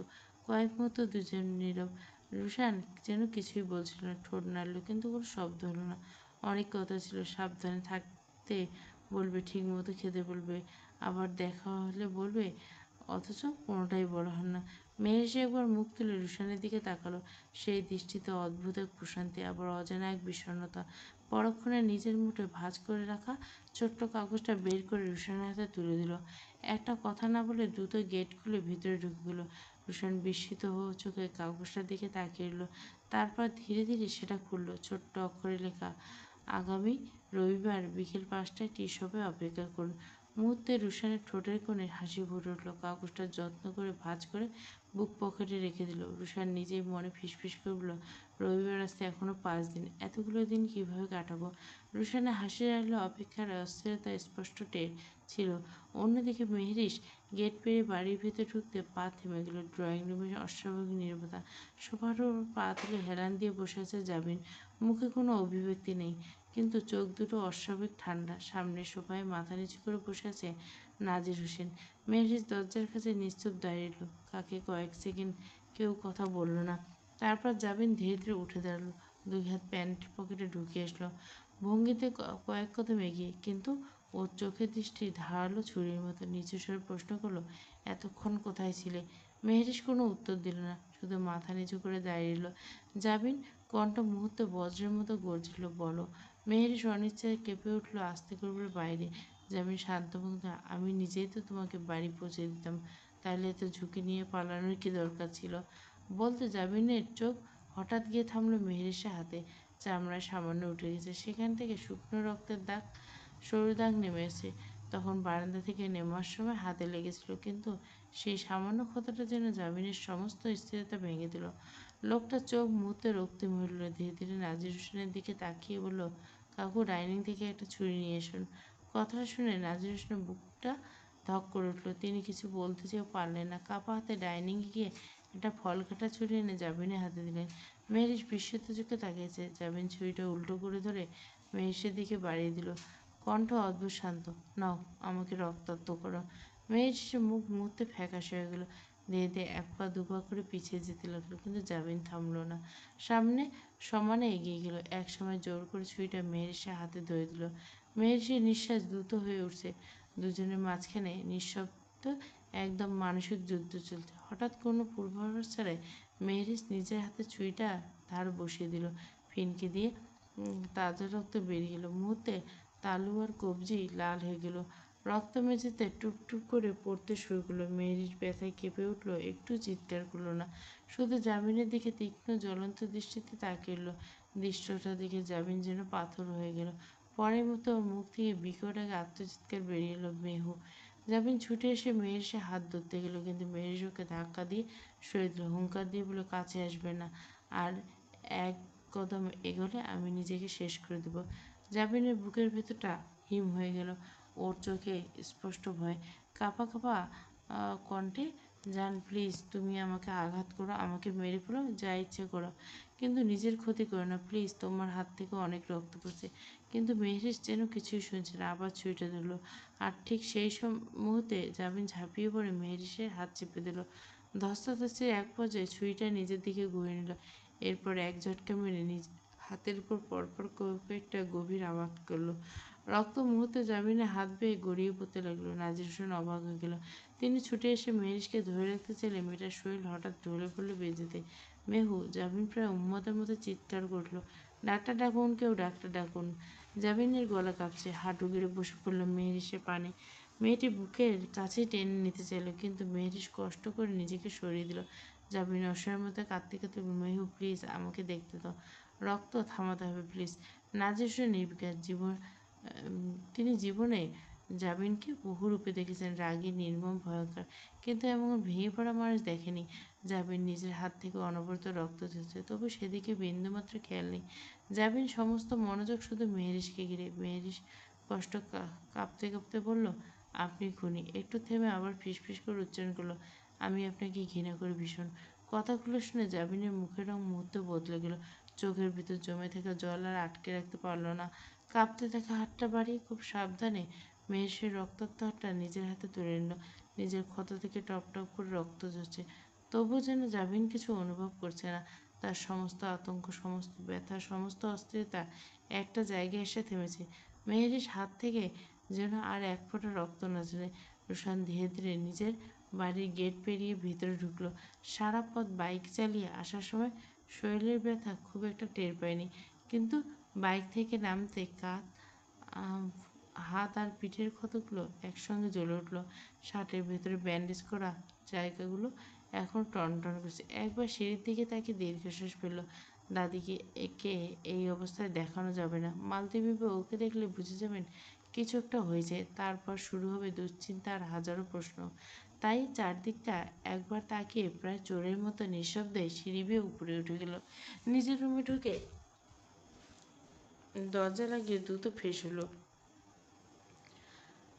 আয়নায় নিজের ক্লান্ত মুখটা দেখে কিছুক্ষণ স্থির হলো। তারপর বিছানায় গা এলিয়ে দিলে মনে মনে ভাবলো আর ৮ ঘন্টা বিশ্রাম নেই, তারপর দাদির কাছে যাবো। ঠিক তখনই পাশের রুম থেকে কাব্য আর পূর্ণার তর্ক শুরু হলো। দুজনের কণ্ঠস্বর উত্তেজিত, কে কি বলছে স্পষ্ট বোঝা গেল না। রুশান বুঝতে অসুবিধা হলো না, আবার ওদের মধ্যে ঝগড়া লেগেছে। রুশান বিরক্ত হয়ে চোখ বন্ধ করলো। গত ২ বছর ধরে রুশান এসব শুনে এসেছে। এই ঝগড়া যেন বাড়ির নিত্যদিনের ঘটনা। রুশান নিজেই মনে ফিসফিস করে বলল, আজ আর এসব শোনার শক্তি নেই। রুশান ধীরে ধীরে নিচতলায় নেমে মালতী দেবীর রুমে গেল। ভেতরে ঢুকতে দেখে মালতী দেবী খাটে বসে পাশে বসে সায়লা গল্প করছেন। রুশানকে দেখে বৃদ্ধার মুখে হাসি ফুটে উঠল। রুশান গিয়ে দাদির পাশে বসতে মালতী বিবি স্নেহ ভরা চোখে তাকিয়ে রইলেন। আয় দাদু ভাই। কিছুক্ষণ স্বাভাবিক গল্প চলল। এমন সময় উপরে আবার কাব্য আর পূর্ণার তর্ক ক্ষীণ শব্দ ভেসে এলো। মালতী দেবী দীর্ঘশ্বাস ফেলে মাথা নিয়ে বলেন, দাদু ভাই, আল্লাহর বিচার হয় দেখলি? ভূষণ ভুরু কুচকে শান্ত গলায় জিজ্ঞাসা করে, কি নিয়ে চলছে? মালতী দেবী ধীরে বললেন, ২ বছর যাবৎ দেখছি এই সংসার কি হচ্ছে, কে কেমন আচরণ করে, কিছুই আমার চোখ গায় না। সময় হলে আল্লাহ প্রত্যেকে তার কাজের ফল ফুজিয়ে দেয়। রুশান চুপচাপ দাদির কথা শুনতে লাগলো। বাইরে গভীর রাত নেমেছে, আর বাড়ির ভিতর যেন প্রত্যেকে মানুষ নিজ অদৃশ্য ঝড়ের সঙ্গে লড়াই করে যাচ্ছে। নূর মঞ্জিলের পরিবেশ অস্বাভাবিকভাবে থমথমে। কিছুক্ষণ আগেও যে বাড়িটা আতঙ্ক, চিৎকার, ছোটাছুটিতে কেঁপে উঠল, সেখানে জমেছে ভারী নীরবতা। ডাক্তার প্রয়োজনীয় চিকিৎসা শেষ করেছেন। মেহেরিসা হাতে ক্ষত পরিষ্কার করে ব্যান্ডেজ করে দিচ্ছেন, সঙ্গে কয়েকটি প্রয়োজনীয় ওষুধ লিখে দিয়ে কঠোরভাবে বিশ্রাম নেওয়ার পরামর্শ দিয়েছেন। সব কিছু গুছিয়ে তিনি ধীর পায়ে বাড়ি থেকে বেরিয়ে গেলেন। ডাক্তার চলে যেতে আবার নীরবতা পুরো ড্রয়িং রুম দখল করলো। মেরি সোফায় এক কোণে বসে আছেন, মুখটা বিবর্ণ, বাম হাতে মোটা ব্যান্ডেজ জড়ানো। চোখ দুটো লাল, তবে কান্না নেই। যেন সব অনুভূতি ধীরে ধীরে নিস্তেজ হয়ে এসেছে। নাজির হোসেন কিছু দূরে দাঁড়িয়েছে, তার মুখে উদ্বেগের ছাপ স্পষ্ট। তার এত বছর জীবনে তিনি বহু কঠিন পরিস্থিতি দেখেছেন, কিন্তু আজকের ঘটনা অস্বস্তিকর মুহূর্ত খুব কম। ড্রয়িং রুমে অন্য পাশে সোফায় বসে আছেন জাবিন, মাথা নিচু করে ২ হাতের আঙুল একসঙ্গে জড়িয়ে রেখেছেন। নিজের হাতের ক্ষতে অস্থায়ী ব্যান্ডেজ করা, কিন্তু সেদিকে তার কোনো ভ্রুক্ষেপ নেই। ঘরের ভেতর কয়েক মিনিট কেউ কোনো কথা বলল না। হঠাৎ জাবিন মাথা তুলে নাজির হোসেনের দিকে তাকালেন। ওর কণ্ঠ অস্বাভাবিক এতটাই শান্ত যে ওর স্বর শুনে নাজির হোসেনের বুকটা কেঁপে উঠল। কাকু, আমি চেয়েছিলাম মেঘ আগে পড়াশোনা শেষ করুক, তারপর ওর মতামত নিয়ে বিয়ের সিদ্ধান্ত নেব। জাবিন কয়েক মুহূর্ত থামলো, তারপর ধীরে বলল, আমি আমার সিদ্ধান্ত বদলে ফেলেছি। আগামী শুক্রবারে আমাদের বিয়ে। এটাই আমার চূড়ান্ত সিদ্ধান্ত। কথাগুলো শুনে মেয়েরি ধীরে ধীরে মুখ তুলল। ওর কপাল কুঁচকে এলো। অবিশ্বাস আর ক্ষোভ মিশ্রিত দৃষ্টিতে জাবিনের দিকে তাকিয়ে বলল, বললেই হলো? জাবিন ধীরে ধীরে উঠে দাঁড়ালো। মেহেশকে কোনো উত্তর দিল না, বরং কয়েক কদম এগিয়ে এসে নাজির হোসেনের সামনে দাঁড়ালো। জাবিনের চোখে এবার আর রাগ নেই, বরং ভয়ঙ্কর স্থিরতা। নিচু অথচ দৃঢ়কণ্ঠে বলল, নাজির কাকু, একটা কথা খুব ভালো করে শুনে রাখবেন। যদি কোনোদিন আপনি মেহুকে পালাতে সাহায্য করেন। জাবিন এক মুহূর্ত থামলো, চোয়াল শক্ত হয়েছে। খোদার কসম, আমি সব কিছু ধুলোয় মিশিয়ে দেব, তখন কেউ আমাকে থামাতে পারবে না। ড্রয়িং রুমে আবার নীরবতা নেমে এলো। নাজির হোসেন গলা শুকিয়ে গেল। তিনি কোনো উত্তর দিতে পারলেন না, শুধু নিঃশব্দে জাবিনের দিকে তাকিয়ে রইলেন। মেয়ের সে বুকের ভেতরটা ধুকপুক শব্দ বেড়ে গেল। আজ মেয়েটা বুঝতে পারলো জাবিন শুধু একটা সিদ্ধান্ত জানিয়ে দিছে। ও যেন পুরো বাড়ির উপর নিজের ইচ্ছার উপর অদৃশ্য সত্য চাপিয়ে গেল। জাবিন আর এক মুহূর্ত দাঁড়ালো না, ধীর পায়ে দরজার দিকে এগিয়ে গেল। দরজার কাছে গিয়ে একবার পেছনে তাকালো না, পরের মুহূর্তে দরজা খুলে বাইরে বেরিয়ে গেল। দরজা বন্ধ হওয়ার শব্দ, পুরো নূর মঞ্জিলের নীরবতা। ভেতর দীর্ঘক্ষণ প্রতিবন্ধিত। মেয়ের স্থির হয়ে বসে রইল, ব্যান্ডেজ মোড়া। নিজের হাতটার দিকে তাকিয়ে মেয়ের মনে শুধু একটাই প্রশ্ন ঘুরপাক খেতে লাগলো, একজন মানুষের ইচ্ছে কি আরেকজন মানুষের পুরো জীবন নির্ধারণ করে দিতে পারে? রাত 12:24। শাহনিবাসের চারপাশে নিস্তব্ধতা। দূরে কোথাও ঝিঝি পোকার একঘেয়ে ডাক, আর মাঝে মাঝে কুকুরের ঘেউ ঘেউ। এতটুকু রাতের অস্তিত্ব জানান দিচ্ছে। রুশান ধীর পায়ে নিজের ঘরে ঢুকলো। রাতের খাবার শেষ করে রুশানের চোখে ক্লান্তি ছাপ, বরং অদ্ভুত এক স্থিরতা। দরজার ভেতর থেকে লক করে কয়েক সেকেন্ড নিশ্চুপ দাঁড়িয়ে রইল, যেন নিশ্চিত হতে চাইছে বাইরে কেউ আছে কিনা। তারপর বিছানার চাদরটা টেনে ঠিক করলো, বালিশটা গুছিয়ে রেখে টেবিলের উপর থেকে ল্যাপটপ খুললো। স্ক্রিনে জ্বলে উঠতে নীলচে আলো পুরো ঘরটাকে রহস্যময় করে তুললে। ল্যাপটপ লগ ইন করতে রুশান কয়েক মুহূর্ত এক দৃষ্টিতে স্ক্রিনের দিকে তাকিয়ে রইল। তারপর মোবাইলটা হাতে নিয়ে গ্যালারি থেকে একটা ছবি খুললো। ছবিটা কয়েক সেকেন্ড পর্যবেক্ষণ করলো, এরপর সেটার সঙ্গে একটা লোকেশন স্ক্রিনশট সংযুক্ত করলো। রিসিভারের নাম ভেসে উঠল, কায়ান। রুশানের আঙুলে দ্রুত কিবোর্ডে চালতে, জেগে আছিস? মিনিটও পেরোনি। হ্যাঁ, কী হয়েছে বল। রুশান কোনো ভূমিকা না করে লোকেশন পাঠালো, সঙ্গে একটা বাড়ির ছবি।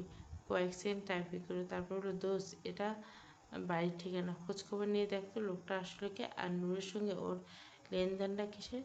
মেসেজটা পাঠানোর পর কয়েক মুহূর্ত কোনো লেখা এলো না, শুধু স্ক্রিনে টাইপিং লেখা চলছে, আবার মিলে যাচ্ছে। অবশ্যই রিপ্লাই, আচ্ছা নো টেনশন, কাল থেকে কাজ শুরু করছে, কিছু পেলে সঙ্গে সঙ্গে তোকে জানাবো। রুশানের ঠোঁটের কোণে ক্ষীণ একটা হাসি ফুটে উঠল, কিন্তু সেই হাসিতে স্বস্তির চেয়ে হিসাব নিকাশ বেগে। রুশান ছোট্ট করে লিখল, সাবধানে, কেউ যেন টের না পায়। যতটুকু লিখলাম, লোকটা ভয়ঙ্কর। বার্তা চিহ্নতে রুশান চ্যাট উইন্ডো বন্ধ করে দিল। এরপর ল্যাপটপে ব্রাউজার একে একে ওয়েবসাইট খুলতে শুরু করলো। হাসপাতালের নিয়োগ বিজ্ঞপ্তি, medical research centre, private cardiac institute, সব কিছু মনোযোগ দিয়ে দেখতে লাগলো। প্রতিটি প্রতিষ্ঠানের সুযোগ সুবিধা, কর্মপরিবেশ, অবস্থান, এমনকি চিকিৎসকদের রিভিউ পর্যন্ত পড়লো। মাঝে মধ্যে কোনো প্রতিষ্ঠানের নাম আলাদা করে নোট করে রেখেছে, আবার কোনোটা এক ঝলকে দেখে বন্ধ করে নিচ্ছে। রুশানের চোখে যেন একটাই লক্ষ্য, যত দ্রুত সম্ভব নতুন করে কোনো চাকরিতে যোগ দেওয়া। তবে সত্যি কি শুধু চাকরির জন্য খোঁজাচ্ছিলি, নাকি রুশান এমন একটা জায়গা খুঁজে যেখানে পৌঁছলে কোনো পুরনো রহস্যর পর্দা সরানো যাবে? ল্যাপটপের স্ক্রিনে হঠাৎ একটা নাম ভেসে উঠতে রুশানের দৃষ্টি স্থির হয়ে গেল। কয়েক সেকেন্ড নিঃশব্দে নিঃশ্বাস পর্যন্ত ফেলল না, তারপর খুব আস্তে করে ফিসফিস গেল, তাহলে সে। ঠিক পর মুহূর্তে রুশানের স্ক্রিনটা বন্ধ হয়ে গেল। অন্ধকার ঘরে আবার নেমে এলো নিস্তব্ধতা, কিন্তু এই নীরবতার আড়ালে আজ শুরু হয়ে গেছে এমন এক অনুসন্ধান যার শেষ কোথায় তা হয়তো রুশান নিজেও জানে না। নূর মঞ্জিল। রাত আরও গভীর হচ্ছে, চারদিকে এমন নীরবতা নেমে আসছে, যেন এই বিশাল অট্টালিকায় কোনো অজানা আশঙ্কায় নিঃশ্বাস আটকেছে। জানলার ফাঁক গলে ঢুকে পড়া চাঁদের স্নান আলো ঘরের আলোকে এক কোণে ছড়িয়ে পড়ছে। সেই আলো রকিং চেয়ারে ধীরে ধীরে দুলছে। রকিং চেয়ারে বসে আছে মেহরিশ, ওর কোলে গোল হয়ে বসেছে কোকো। ছোট্ট প্রাণীটা মাঝে মাঝে মুখ তুলে মেহরিশের দিকে তাকাচ্ছে, আবার নরম গলায় আওয়াজ করছে, যেন সেও বুঝতে পারছে তার মালকিনের মনটা আজ ভীষণ খারাপ। জাবিন চলে যাওয়ার পর থেকে মেয়েটার বুকের ভেতর অদ্ভুত এক চাপা আতঙ্ক কাজ করছে। শুক্রবার লোকটা যখন কোনো সিদ্ধান্ত নেয় তখন সেটা বদলায় না, এটা মেহরিশ খুব ভালো করে জানে। তাই জাবিনের মুখে বিয়ের কথা শোনার পর থেকে মনে হচ্ছে মেহরিশের সামনের সময় খুব বেশি নেই। হঠাৎ বুকের ভিতর জমে থাকা সব কষ্ট যেন বাঁধ ভেঙে বেরিয়ে এলো। মেহরিশ ডুকরে কেঁদে উঠল, চোখের পানি একের পর এক গড়িয়ে পড়ছে। কোকো ছোট্ট থাবা দিয়ে মেহরিশের গাল ছুঁয়ে যেন সেই অশ্রু মুছে দেওয়ার ব্যর্থ চেষ্টা। ঠিক তখন টোক টোক শব্দ, দরজা হালকা টোকার নখ। মেহরিশ কোনো উত্তর দেওয়ার আগে দরজা খুলে আস্তে করে খুলে ভেতরে ঢুকলেন নাজির শাহ। ঘরে ঢুকে দৃশ্য দেখে তার বুকটা হাহাকার করে উঠল। মেহেশ মাথা নিচু করে কাঁদছে, আর কোকো তার গালে মুখ ঘষে চোখের পানি মুছে দিচ্ছে। নাজির হোসেন ধীরে ধীরে এগিয়ে এসে বিছানায় এক করে বসলেন। কয়েক মুহূর্তে শুধু মেয়েটার দিকে তাকিয়ে রইলেন। তার ভারী নিঃশ্বাস ফেলে মলিন কণ্ঠে বললেন, মামুনি, তুমি এই বিয়ে করবে না, চলে যাও, দূরে কোথাও চলে যাও। কথা শুনে মেহেশের চোখে পানি মুছে থাকলো, গলা কাঁপছে। আমি তোমাকে বিপদের মুখে ঠেলে যেতে পারি না কাকু। আমাকে না পেলে তোমাকে মেরে ফেলবে। তুমি তো আমার রক্তের কেউ না, তাও গত 2 বছর ধরে আমাকে আগলে রেখেছো, বাবার বিজনেস দেখাশোনা করছে। আমি কিভাবে এটা করতে পারি? কথাগুলো বলতে বলতে মেয়েটার কণ্ঠ ভেঙে গেল। নাজির হোসেন চোখ ধীরে ধীরে ঝাপসা হয়ে গেল। চোখের কোণে জমে থাকা জল আর লুকিয়ে রাখতে পারল না। তিনি কাঁপা গলায় বললেন, আমি তোমার বাবার সবচেয়ে বিশ্বস্ত মানুষ ছিলাম মা। ভাইজান নিজের থেকে আমাকে বেশি বিশ্বাস করতেন। মৃত্যুর আগে তোমাকে আমার হাতে তুলে দিয়েছিলেন। নাজির, আমার মেয়েটাকে দেখে রাখিস। আমি সেই কথা রাখার চেষ্টা করছি। আমার জান চলে গেলে কিছু আসে যায় না। আমি তো বুড়ো হয়ে গেছি, সংসার নেই, পরিবার নেই, একা মানুষ। কিন্তু তুমি, তোমার তো এখনও পুরো জীবন পড়েছে। ওই জানোয়ারটাকে বিয়ে করলে তোমার জীবনটা শেষ হয়ে যাবে মা। মেহেরের চোখ বন্ধ করে কয়েক সেকেন্ড চুপ করে রইল। তারপর ফিসফিস করে বলল, আমার কি কপাল কাকু, যে মানুষটা আমার চোখের সামনে আমার বাবাকে খুন করলো, আম্মুকে মেরে ফেললো, তাকে আমাকে বিয়ে করতে হবে। আল্লাহ আমাকে মৃত্যু দান করে না কেন, আমি ওকে সহ্য করতে পারি না, খুব ঘৃণা হয় কাকু, খুব। শেষ কথাটা বলতে মেহরিশ ভেঙে পড়ল। নাজির হোসেন আর নিজেকে সামলাতে পারল না। তিনি দুটো ওঠে মেহরিশকে নিজের বুকে জড়িয়ে নেয়, এক হাতে মাথায় হাত বুলিয়ে দিতে বলল, মা, জামিন খুব ভয়ঙ্কর মানুষ, কিন্তু একটা কঠিন সত্য অস্বীকার করতে পারি না, ছেলেটা তোমাকে ভালোবাসে। কারণ আজ পর্যন্ত ও তোমাকে কখনো আঘাত করেনি, কাউকেও করতে দেয়নি, কিন্তু ওর ভেতরে একটা অপমানুষ লুকিয়েছে, মারধর, খুন, কারবি, রক্ত, এসব তার পেশা। তাই আমি ভয় পাই, মানুষটা কখন কী করে বসে কেউ বলতে পারে না। মেহরিশ চোখের পানি মুছে শান্ত হওয়ার চেষ্টা করলো, এরপর ধীরে বলল, আমি তোমাকে একা ফেলে যাবো না কাকু, প্লিজ আমাকে আর এটা বলো না। নাজির হোসেন দীর্ঘশ্বাস ফেলেন, আমার জীবন নিয়ে তোমার কোনো চিন্তা নেই, যত চিন্তা সব তোমাকে নিয়ে আর তোমার বাবা রেখে যাওয়া সম্পদ নিয়ে। 100 কোটি টাকার সম্পদ, এটা শুধু টাকা নয়, এটা ক্ষমতা। আর এই ক্ষমতার পেছনে শকুনের অভাব না, শুধু জামিন না, তোমার আরও শত্রু আছে যারা চায় সৈয়দ বংশ পৃথিবী থেকে মুছে যাক। ঘরের বাতাস আরো ভারী হয়ে উঠল। মেহরিশ কিছুক্ষণ নিশ্চুপ থেকে দৃঢ় কণ্ঠ বলল, এটা কখনোই সম্ভব না, বাবার সারা জীবনের পরিশ্রম আমি ধ্বংস হতে দেবো না কাকু, তুমি আর একটু সামলে নাও, তারপর আমি সব ঠিক করে দেবো। নাজির হোসেন গভীর দৃষ্টিতে মেয়েটার দিকে তাকিয়ে রইলেন। হঠাৎ ছোট জিজ্ঞাসা করলেন, ওই ছেলেটা কে মামুনি? প্রশ্নটা শুনে মেহেশ বুঝে গেল তিনি কাকে বুঝেন। রুশ কিছুক্ষণ চুপ থেকে বলল, মনে মনে গত 4 দিনের প্রতিটি মুহূর্তে একবার করে ফিরে তাকালো। তারপর ধীরে ধীরে বলল, রুশের সাথে আমার মাত্র 4 দিন পরিচয়, অথচ 4 দিনে মানুষটা আমাকে অনেক প্রশ্নের সামনে দাঁড় করেছে। আমি এখন ওকে বুঝতে পারিনি, ও কি সত্যিই আমার কোনো শত্রু নাকি বন্ধু? মেহেরিশ কিছুক্ষণ থেমে আবার বলল, মাঝে মাঝে মনে হয় আমার বাবার সম্পদ পাওয়ার জন্য আমাকে প্রেমের ফাঁদে ফেলতে চাইছে। আবার যখন ওর চোখের দিকে তাকে মনে হয় ও আমাকে সত্যিই আমাকে চায়। মেহেরিশের ঠোঁটে এক চিলতে রহস্যময় হাসি ফুটল। আমি এখন ওকে আমার মুখ দেখাইনি, আমার আসল কণ্ঠস্বর শুনতে দেয়নি, বরং ইচ্ছে করে ওকে বিভ্রান্ত করছে। আমি রুশকে আরও দেখতে চাই কাকু, ওর জীবন নিয়ে ঘাটাঘাটি করতে চাই, ওর নিখোঁজ কুষ্টি থেকে শুরু করে সব জানতে চাই।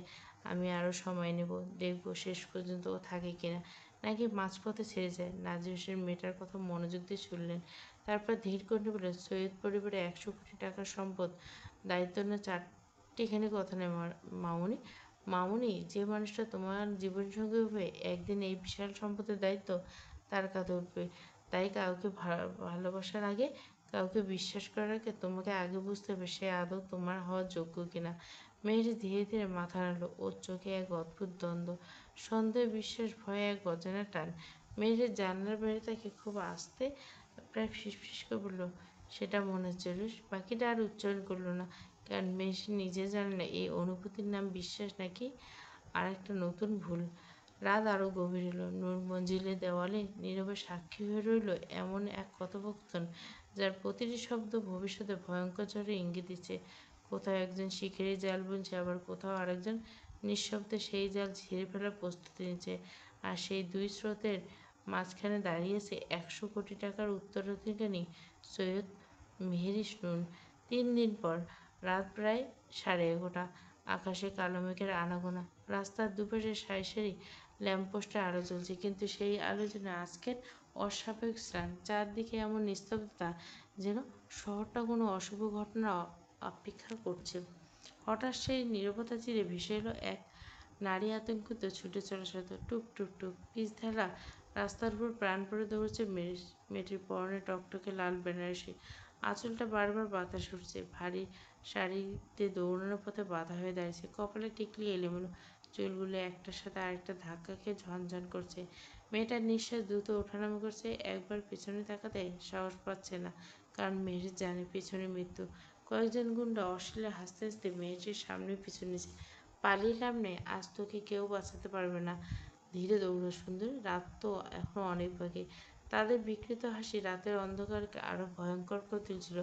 মেহেশ আরো দৌড়তে চাচ্ছিল, কিন্তু হঠাৎ একটা শাড়ির ভাঁজ পায়ের সঙ্গে আটকে এল।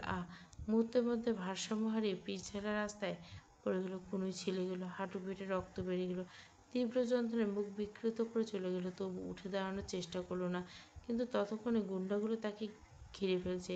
মেহরিশ বসে ভয়ে ধীরে ধীরে পেছোতে লাগলো। ওর কাঁপতে থাকা চোখে স্পষ্ট মৃত্যু ভয়। একজন লোক এগিয়ে এসে ঠোঁট বাঁকিয়ে বলে, এত রাতে কোথায় যাচ্ছ সুন্দরী? মেহেরি চারদিকে তাকালো। কোথাও কেউ নেই।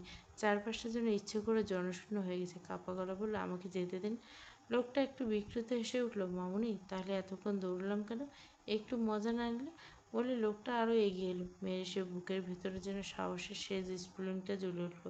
লোকটা ওর হাত ধরতে দেবে ঠিক সেই মুহূর্তে মেহেরিস হাতের লম্বা নখ সজোরে লোকটার চোখে ঢুকে দিল। বিকট চিৎকারে লোকটা রাস্তায় বসে পড়ল। চোখ থেকে তাজা রক্ত বেরিয়ে পড়ছে। দু হাত চোখে ছটফট করছে। বাঘেরা কয়েক সেকেন্ডের জন্য হতভম্ব হয়ে গেল।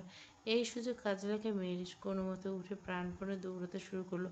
ওর নিঃশ্বাস ভেঙে যাচ্ছে, চোখ ঝাপসা হয়ে যাচ্ছে, শরীর আর চলতে চাইছে না।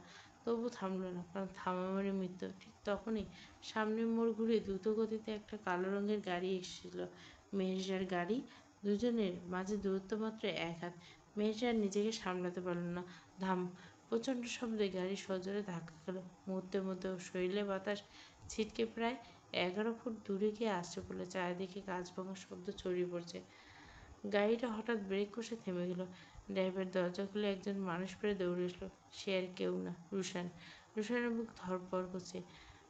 রাতে হঠাৎ মাঝ রাস্তায় একজনকে মেয়েকে ধাক্কা দেবে, এটা রুশান কল্পনা করেনি। রুশান দ্রুত মেয়েটার কাছে গিয়ে হাঁটু গেড়ে বসে পড়ল। মেয়েটার বীভৎস পড়ে আছে। পরনে লাল বেনারসি, চুলগুলো মুখের উপর এলোমেলো, মুখের প্রায় পুরো তাজা রক্তে ঢেকে গেছে। রুশান হাত কেঁপে উঠল। সাবধানে চুলগুলো সরিয়ে দিতে হালকা রাস্তায় আলো পড়ল মেয়েটার মুখে। ঠিক তখনই রুশানের বুকের ভিতরটা হিম হয়ে গেল। রুশান মুখটা আগে কখনো দেখেনি। কিন্তু এই চোখ, এই গভীর, বিষণ্ণ, অদ্ভুত মায়াভরা নীল চোখ ওর অচেনা নয়। রুশান বিস্ময়ে ফিসফিসিয়ে করে উঠল, নূর! মেহেরিস কষ্টে চোখ খুলে ঝাপসা দৃষ্টিতে রুশানের দিকে তাকালো। রক্তে ভেজা ঠোঁট কাঁপল। সমস্ত শক্তি জড়ো করে খুব আস্তে করে উচ্চারণ করল, রুশ। শব্দটা শুনে রুশান যেন পাথর হয়ে গেল। আজ এই প্রথম স্পষ্ট শুনল মেয়েটার আসল কণ্ঠ। ওর নাম রুশ। এই নামে রুশান আর কাউকে কখনো ডাকেনি। শুধু একবার সেদিন মেসেজে রহস্যময় মেয়েটি লিখেছিল, রুশ। সব কিছু মুহূর্তের মধ্যে এক সুতোয় গাঁথা হয়ে গেল। রহস্যময় নূর আর রক্তাক্ত মেয়েটি দুজনে আসলে একজন। রুশানের চোখ বিস্ময় হয়ে বড় বড় হয়ে গেল। কাঁপা গেল মেহেরিস। মেহেরিস চোখের কোণ বেয়ে নিঃশব্দে দুফোঁটা অশ্রু গড়িয়ে পড়ল। মেয়েটা যেন আর কিছু বলতে চাইল, ঠোঁট কাঁপলো, কিন্তু শব্দ বেরোলো। পরের মধ্যে চোখ দুটো ধীরে ধীরে বন্ধ হলো। নূর, চোখ খুলো, আমার দিকে তাকাও। রুশানের কণ্ঠে উৎকণ্ঠতা। দ্রুত মেয়েটার নাড়ি পরীক্ষা করছে, ক্ষীণ কিন্তু চলছে। রুশান এক মুহূর্ত দেরি করল না। রক্তাক্ত দেহটা খুব যত্ন করে দুহাতে তুলে নিয়ে নিজের বুকে হাঁকলে নিল। মেয়েটার মাথাটা ওর বাহুর উপর নিস্তেজ হয়ে ঝুলে আছে। দূরে দাঁড়িয়ে থাকা গুন্ডাগুলো দৃশ্য দেখে একে অপরের মুখ চাওয়াচাওয়ি করলো। একজন ফিসফিস বলল, চল, ঝামেলা হয়ে যাবে। আরেকজন আহত সঙ্গীকে ধরে টেনে তুলল। কয়েক সেকেন্ডের মধ্যে তারা অন্ধকার গলির ভিতর মিলিয়ে গেল। রুশান চারদিকে একবার তীক্ষ্ণ দৃষ্টিতে তাকালো। কেউ নেই। কিন্তু ওর আগে অভিজ্ঞতা বলছে এটা কোনো সাধারণ দুর্ঘটনা নয়। কেউ পরিকল্পনা করে মেহেরিসকে মৃত্যুর মুখে ঠেলে দিয়েছে। রুশান আর এক মুহূর্ত সময় নষ্ট করল না। মেহেরিসকে সাবধানে গাড়ির পিছনে ব্যাক সিটে শুইয়ে দিল। নিজের কোট খুলে ওর শরীরের উপর জড়িয়ে নিল, যাতে ঠান্ডা লাগে। তারপর স্টিয়ারিংয়ের ইঞ্জিন স্টার্ট দিল। গাড়ি তীব্র গতিতে ছুটে চলল রাতের নিস্তব্ধ রাস্তা ছেড়ে। গন্তব্য সেই হাসপাতাল যেখানে 5 বছর আছে ডাক্তার রুশান শাহ নিজের জীবনের সবচেয়ে কঠিন সময়গুলো কাটিয়েছে। যে হাসপাতালের প্রতিটা করিডোরে, প্রতিটা অপারেশন থিয়েটারে, প্রতিটি জরুরি বিভাগের দরজা আজও রুশানকে চেনে। কিন্তু রুশান সেখানে ডাক্তার হিসেবে ফিরছে না। রুশান ফিরছে এমন একজন মানুষকে বাঁচাতে যার মুখ রুশান আজকে প্রথমবার দেখছে, অথচ যার চোখে প্রেমে রুশান অজান্তে অনেক আগে পড়েছিল। আর দূরে রাতের অন্ধকারে লুকিয়ে থাকা অদৃশ্য একজোড়া চোখ নিঃশব্দে সবকিছু দেখল। ঠোঁটের কোণে ধীরে ধীরে ফুটে উঠল এক শীতল হাসি। খেলা এখন শুরু, ডক্টর শাহ। জামিনের ভেতরে মানুষটা যেন ক্ষণে ক্ষণে পশুতে পরিণত হয়েছে। ছেলেটা আচার আচরণ কোনো অস্বাভাবিকতা চিহ্ন নেই। উন্মাদের মতো রূপ নিয়েছে। যে মেয়েটাকে একটু পর নিজের করে পাওয়ার কথা ছিল, সেই মেয়েরই বিয়ের আসর ছেড়ে পালিয়েছে। এই চরম সত্যিটা কিছুতেই জামিনের মাথায় ঢুকছে না। ছেলেটা এসব মন থেকে মেনে নিতে পারছে না। জিদ আর তীব্র ক্রোধে অন্ধ হয়ে যাবেন। পুরো ঢাকার অলিতে গলিতে নিজের সব লোক নামিয়ে দিচ্ছে। প্রতিটি মোড়, প্রতিটি রাস্তায় খোঁজ হচ্ছে মেরিসে। অথচ সেই ঝড়ের ঠিক বিপরীতে মেরুতে অবস্থান করছে নূর মঞ্জিল। বাড়িটা আজ অদ্ভুত এক থমথমে শান্তিতে ডুবেছে, যেন বড় কোনো ঝড়ের আগের নীরবতা। বিশাল লিভিং রুমে সবাই জবুথবু হয়ে বসে আছেন নাজির হোসেন। তার ঠিক সামনে প্যান্টের দুই পকেটে হাত গুজে দাঁড়িয়ে আছে জাবিন। ওর থমথমে ফর্সা মুখের অপমানে আর রাগে রক্তিম হয়েছে, যেন চোখ দুটো দিয়ে সত্যি সত্যি আগুন ধরে দিবে। অথচ গলার স্বর অকল্পনীয় রকমের শীতল। সে হিপশিন্তল করতে জাবিন জিজ্ঞেস করলো, কাকু আমার মেয়ে কোথায়? নাজির হোসেন বুকের ভেতরটা ভয়ে কেঁপে উঠলো। তোতলা তোতলা তোতলা আমতা আমতা করে বলল, তুমি এখানে সব গেস্টদের জিজ্ঞাসা করে দেখতে পারো জাবিন। আমি ওকে অনেক আটকানোর চেষ্টা করছি, কিন্তু মেয়েটা এতটা বিপর্যয় যে আমার কপালে আঘাত করে আমাকে রক্তাক্ত করে পালিয়ে গেল। কথাটা শুনে জাবিনের ঠোঁটের কোণে ফুটে উঠলো এক বিষাক্ত হাসি। ছেলেটা মাথাটা একটু কাত করলো। আপনি একটা শক্ত সমর্থ পুরুষ মানুষ একটা পিচ্চি মেয়ে শক্তির সাথে পেরে ওঠে নাই। কাকু আপনি এসব বানোয়াট গল্প আমাকে শোনাবেন আর আমাকে সেটা গিলে নিতে হবে? নাজির প্রথমে থমকে গেলেন, সম্পূর্ণ চুপ করে রইলেন। তিনি বুঝতে পারলেন বাকি রইল না যে জামিন ভেতরের সত্যিটা ঠিক ধরে ফেলছে। এই ভয়ঙ্কর লোকটা এবার ঠিক কী কী করে বসবে তা একমাত্র উপরওয়ালা জানে। জামিন কয়েক মুহূর্ত নীরব রইল। পুরো ঘরে এক শ্বাসরুদ্ধকর নীরবতা। কিছুক্ষণ পর গভীর একটা দীর্ঘশ্বাস ছেড়ে বুক ভাঙা এক চাপা কান্না আর ক্রোধ একসাথে মিশিল। কাকু কেন করলেন এমনটা? হ্যাঁ কেন করলেন? আপনি কি জানেন না আমার বুকটা ভেতর থেকে কেমন পুড়ে ছারখার হয়ে যাচ্ছে? নিঃশ্বাস নিতে বড্ড কষ্ট হচ্ছে। আমি ওকে ছাড়া এরা এক মুহূর্ত থাকতে পারছি না। তাও কেন আমার সাথে এমনটা করলেন? জামিনের চোখ দুটো মুহূর্তের মধ্যে ঝাপসা হয়ে গেল। পরক্ষণে সেখানে ফিরে এলো আগের হিংস্রতা। জাবিন একটু থেমে নিজের চোয়াল শক্ত করলো। আপনি মেহেশকে পছন্দ কাকু। ও আপনাকে বড্ড সম্মান করে। সেফ এই একটা কারণে আজ আমি নিজের হাত দুটো বেঁধে রেখেছি, নয়তো এতক্ষণে আপনার চামড়া গুটিয়ে ছাল তুলে ফেলতাম। আর এক মতো সেখানে দাঁড়ানো যাবেন। এক প্রকার ঝড়ের বেগে নূর মঞ্জিল থেকে বেরিয়ে গেল। এবার নিজেই মেহেরিশকে খুঁজতে বেরোলো। অন্যদিকে এখন মৃত্যুর মুখোমুখি দাঁড়িয়ে নির্মম বাস্তবতা। হাসপাতালের প্রাঙ্গণে এক কোণে আইসিইউ আর অপারেশন থিয়েটারে সময় বের করে থমকে গেল। অপারেশন থিয়েটারে ভেতরের পরিবেশ ভীষণ থমথমে আর স্টেনলেস স্টিলের উপর ধাতব যন্ত্রপাতির শব্দ আর মনিটরে একটানা বিপিং টোন ছাড়া আর কোনো শব্দ নেই। সেখানে টানা যুদ্ধ চালিয়ে সিনিয়র 4-5 জন বিশেষজ্ঞ চিকিৎসক, আর তাদের সঙ্গে আছে রুশান, একজন একজন চিকিৎসক যার প্রতিটি শ্বাসে আজ পেশাগত দায়িত্বের চেয়ে বেশি চেপে বসছে ভালোবাসার এক মুখ চাপা তীব্র যন্ত্রণা। সড়ক দুর্ঘটনার শিকার হওয়া মেরিসের রক্তাক্ত নিথর দেহটা যখন হাসপাতালে আনল, রুশানের বুকের ভেতরটা পৃথিবী যেন মুহূর্তে ভেঙে চুরমার হয়ে গেছিল। এখন রুশান সার্জেন্টের পাশে দাঁড়িয়ে কাজ করছে ঠিকই, কিন্তু মনিটরের দিকে তাকাতে ওর নিজের হৃদস্পন্দন দ্বিগুণ বেগে লাফিয়ে উঠল। চোখ দুটো বারবার গিয়ে আটকে গেছে অপারেশন টেবিলে শুয়ে থাকা মেহের রক্ত ভেজা তার নিথর মুখখানা দেখে, যে মুখটা রুশান না দেখে ভালোবেসেছে। আর সেই মুখে শুধু ক্ষত আর মৃত্যু ছায়া। কি হবে? মেয়েটা কি রুশান বাঁচতে পারবে? আল্লাহ কি ওর হায়াত দীর্ঘ লিখেছেন? সেই চিন্তা রুশানের কপালে জমে উঠছে বিন্দু বিন্দু ঠান্ডা ঘাম। দীর্ঘ জটিল অস্ত্রোপচার শেষে চিকিৎসারা মাস্ক খুলে এলো। রুশানের সহকর্মী সিনিয়র ডাক্তার একরাশ উদ্বিগ্ন গিয়ে বললেন, রুশান অ্যাক্সিডেন্ট ইম্প্যাক্ট খুব বাজে ছিল, আঘাত সরাসরি মাথায় লেগেছে। আমার তো আমাদের সাধ্যমতো চেষ্টা করেছি, তুমি সবটা দেখেছো। ওর মাথার ভেতরে ইঞ্জুরিটা বেশ গুরুত্বপূর্ণ। ব্রেন ইঞ্জুরি আর মস্তিষ্ক দীর্ঘমেয়াদী ক্ষয়ক্ষতির তীব্র সম্ভাবনা আছে। কথা শুনে রুশানের পায়ের তলা মাটি যেন সরে গেল। ডাক্তার কিছুটা নিচু স্বরে যোগ করলেন, ডাক্তার রুশান আপাতত ওর শারীরিক অবস্থা মোটেও ভালো নয়। এখন পেশেন্টকে পর্যবেক্ষণে রাখতে হবে। আইসিইউতে ট্রান্সফার করা আছে। আগামী 24 থেকে 48 ঘন্টা ক্রুশিয়াল। বাকিটা এখন পুরোপুরি সময়ের উপর নির্ভর করছে। কাঁচের জানলার পাশে যান্ত্রিক নলার লাইফ সাপোর্টের মনিটরের মাঝে শুয়ে থাকা মেহেরের দিকে তাকিয়ে রুশানের বুক অজানা আশঙ্কা দুমড়ে মুচড়ে উঠল। এক গ্লাস উইন্ডোর পাশে মেহেরিস। আইসিইউর কাচের দেওয়ালের সামনে এসে দাঁড়ালো রুশান।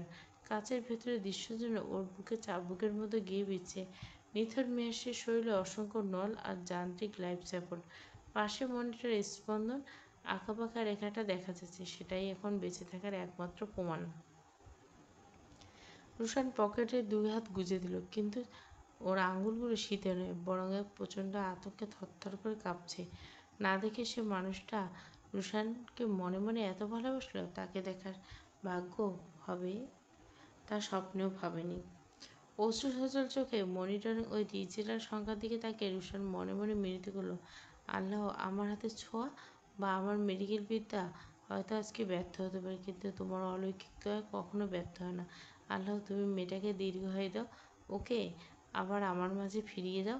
সময় যেন থমকে গেছে। আইসিইউর বাইরে করিডোরের নীরবতা আর ভয়ের রাজত্ব। টিকটিক করে প্রতিটি সেকেন্ড পার হচ্ছে, যেন এক একটা পুরো যুগের মতো। রুশান একজন ডাক্তার হিসেবে ভাবতে পারছে না, এখন শুধু এক আকুল ভালোবাসার মানুষ। প্রতিটি মিনিট ওর জন্য এক চরম পরীক্ষা। 24 থেকে 48 ঘন্টা সেই দীর্ঘ সময়টুকু মেহেরিস কি পার করতে পারবে? মেয়েটার মস্তিষ্কে আঘাত কি ওর স্মৃতিতে সবালম নিভে দিবে, নাকি আবার চোখ মেলবে মেহেরিস? উত্তরে আসে রুশন শুধু চেয়ে আসছে সে যান্ত্রিক মনিটর দিকে, মনে প্রাণে শুধু আল্লাহকে ডাকছে। ঘড়ির কাঁটা রাত 11টা 12টার ঘরে স্পর্শ করতে পুরো ঢাকা শহর গভীর এক নীরবতা তলিয়ে গেল। কিন্তু জামিনের মনের ভিতরে যে তাণ্ডব চলছে, ওর কাছে কালবৈশাখী ঝড় হয়ে তুলছে। বিগত কয়েক ঘন্টা শহরের কোনো অলিগলি নেই যেখানে জামিন উন্মাদের মতো হানা দেয়নি। যে পথে হারিয়েছে জামিন রক্তচক্ষু আর হিংস্র হুঙ্কার দিয়ে মেরিসকে তোলপাড় করে ফেলেছে। মেরিসের বন্ধু বান্ধব, চেনা পরিচিত সবার দরজায় গিয়ে কড়া নাড়ছে। কোথাও কোথাও মেরিসে হদিশ মিললে মেয়েটা হুট করে কুয়াশার মতো বাতাসে মিলিয়ে গেল। অসীম শূন্যতা আর তীব্র হতাশায় ছেয়ে গেছে জাবিনের মস্তিষ্ক। শেষমেশ ক্লান্ত বিধ্বস্ত হয়ে শহরের এক অন্ধকার নির্জন গলির মুখে এসে ব্রেক কষল। বাইরের চাকা বিকট শব্দে রাস্তা ঘেঁষে থেমে গেল। বাইক থেকে নেমে দুপায়ে এগোনোর শক্তিটুকুর জন্য হারিয়ে ফেলে জামিন। সোজা ইটের ঢালাই করা পিচ ঢালা রাস্তায় হাঁটু মুড়ে বসে পড়ল। মাথা থেকে হেলমেটটা খুলে ছুঁড়ে মারল বহুদূরে। অসহ্য এক বুকচাপা আর্তনাদ। সে জামিনের চোখে এক ফোঁটা জলে পুরো শহর থমকে দিত। সেই জামিনের মাঝ রাস্তায় নির্জন গলিতে উপর বসে হু হু করে কেঁদে উঠছে। ওর সুগঠিত শরীর চাপা কান্নায় বারবার কেঁপে উঠছে। বুক ফেটে বের হয়েছে আর্তনাদ। মেহু, তুমি কোথায় গেলে? কোথায় গেলে আমাকে এভাবে পড়ে? তুমি কি জানো না তোমাকে ছাড়া আমি মরে যাব? আস্তে আস্তে কান্না সে আর্তনাদ দ্রুবিণীর আত্মঘাতের তাণ্ডব। জাবির নিজের নিয়ন্ত্রণ হারিয়ে ফেলল। পাগলের মতো নিজের মাথায় উপর মুষ্টিতে আঘাত করতে শুরু করলো। রাস্তার শক্ত ইটের পিচ ঢালা রাস্তায় নিজ হাত দিয়ে সজোরে ঘুষি মারতে লাগলো একের পর এক। চামড়া ফেটে রক্ত ঝরতে শুরু করেছে, অথচ শারীরিক সেই কষ্ট জামিনের ভেতরে জ্বলতে থাকা অনুভূতির কাছে কিছুই নেই। কেন গেল মেহু? জামিন ছটফট করছে, রাস্তায় শুয়ে বসে ধুলোবালি মেখে চিৎকার করছে। ওর এই রক্তচক্ষু ও প্রতাপশালী জামিন আজ স্রেফ এক পরাজিত দেউলিয়া প্রেমিক, যে তার ভালোবাসাকে হারিয়ে ধুলোয় মিশে উন্মাদের মতো নিজের সঙ্গে নিজেই ধ্বংসের খেলা মেতে উঠছে। রাত যত গভীর হচ্ছে, নুন মঞ্জিলের অন্ধকার যেন ততটাই চেপে পড়ছে নাজির হোসেনের বুকে। পুরো বাড়িটা এক থমথমে প্রেতত্মার মতো নিস্তব্ধ, আচ্ছন্ন। ঘড়ির কাঁটা টিকটিক শব্দ সেই মাঝরাতে কোনো অশুভ বার্তা কান পাঠানো মনে হচ্ছে। নাজির বিছানায় শুয়ে এপাশ ওপাশ করছে নাজির হোসেন। তিনি দুচোখের পাতা এক করার শত চেষ্টা করে ব্যর্থ। ঘুম তো বহুদূর। চোখ বুঝলে ভেসে উঠছে জাবিনের সেই হিংস্র বিষাক্ত দুটো ধমকের কণ্ঠস্বর। ঠান্ডা ঘামে ভিজে উঠছে তার কপাল পেট। আজকে দিনটার কথা ভাবতে তার গা শিউরে উঠছে। হ্যাঁ, আজ তিনি মেহেশকে এক প্রকার জোর করে বাড়ি থেকে, বিয়ের আসর থেকে বের করে দিয়েছিলেন। মেয়েটা কিন্তু যেতে চাননি। প্রিয় কাকুর সামনে হাত জোর করে চোখের একটা জল নিয়ে দাঁড়িয়েছিল। জাবিনের ভীতি, পরিবেশের সম্মান আর পরিস্থিতির কাছে নথি স্বীকার করে অলিখিত এক বলি হতে চেয়েছিল, কিন্তু নাজির হোসেন তা হতে দেননি। তিনি নিজের কপালে আঘাত এনে রক্তাক্ত হওয়ার নাটক করে ব্যাগ স্টেজের পেছনের দরজা দিয়ে নিজের ভাতিজির সমতুল্য মেহেরিসকে পালিয়ে যেতে বাধ্য করেছিলেন। তিনি জানতেন জামিন একটা আস্ত দ্বারা। ওই লোকটার হাতে মেহেরিসকে জীবন তুলে দেওয়া মানে মেয়েটাকে জ্যান্ত কবরে পাঠানো। কিন্তু এখন বাইরে ঘোর অমাবস্যা, ঝুপ নীরবতা, অথচ নাজির হোসেনের মনের ভিতরে প্রচণ্ড ঝড়। মেহেরিস তবে কোথায় গেল? মেয়েটাকে এখন ঢাকা শহরে এই অতল অন্ধকারে ঠিক কোথায় ভেসে বেড়াচ্ছে? নিরাপত্তা আছে তো?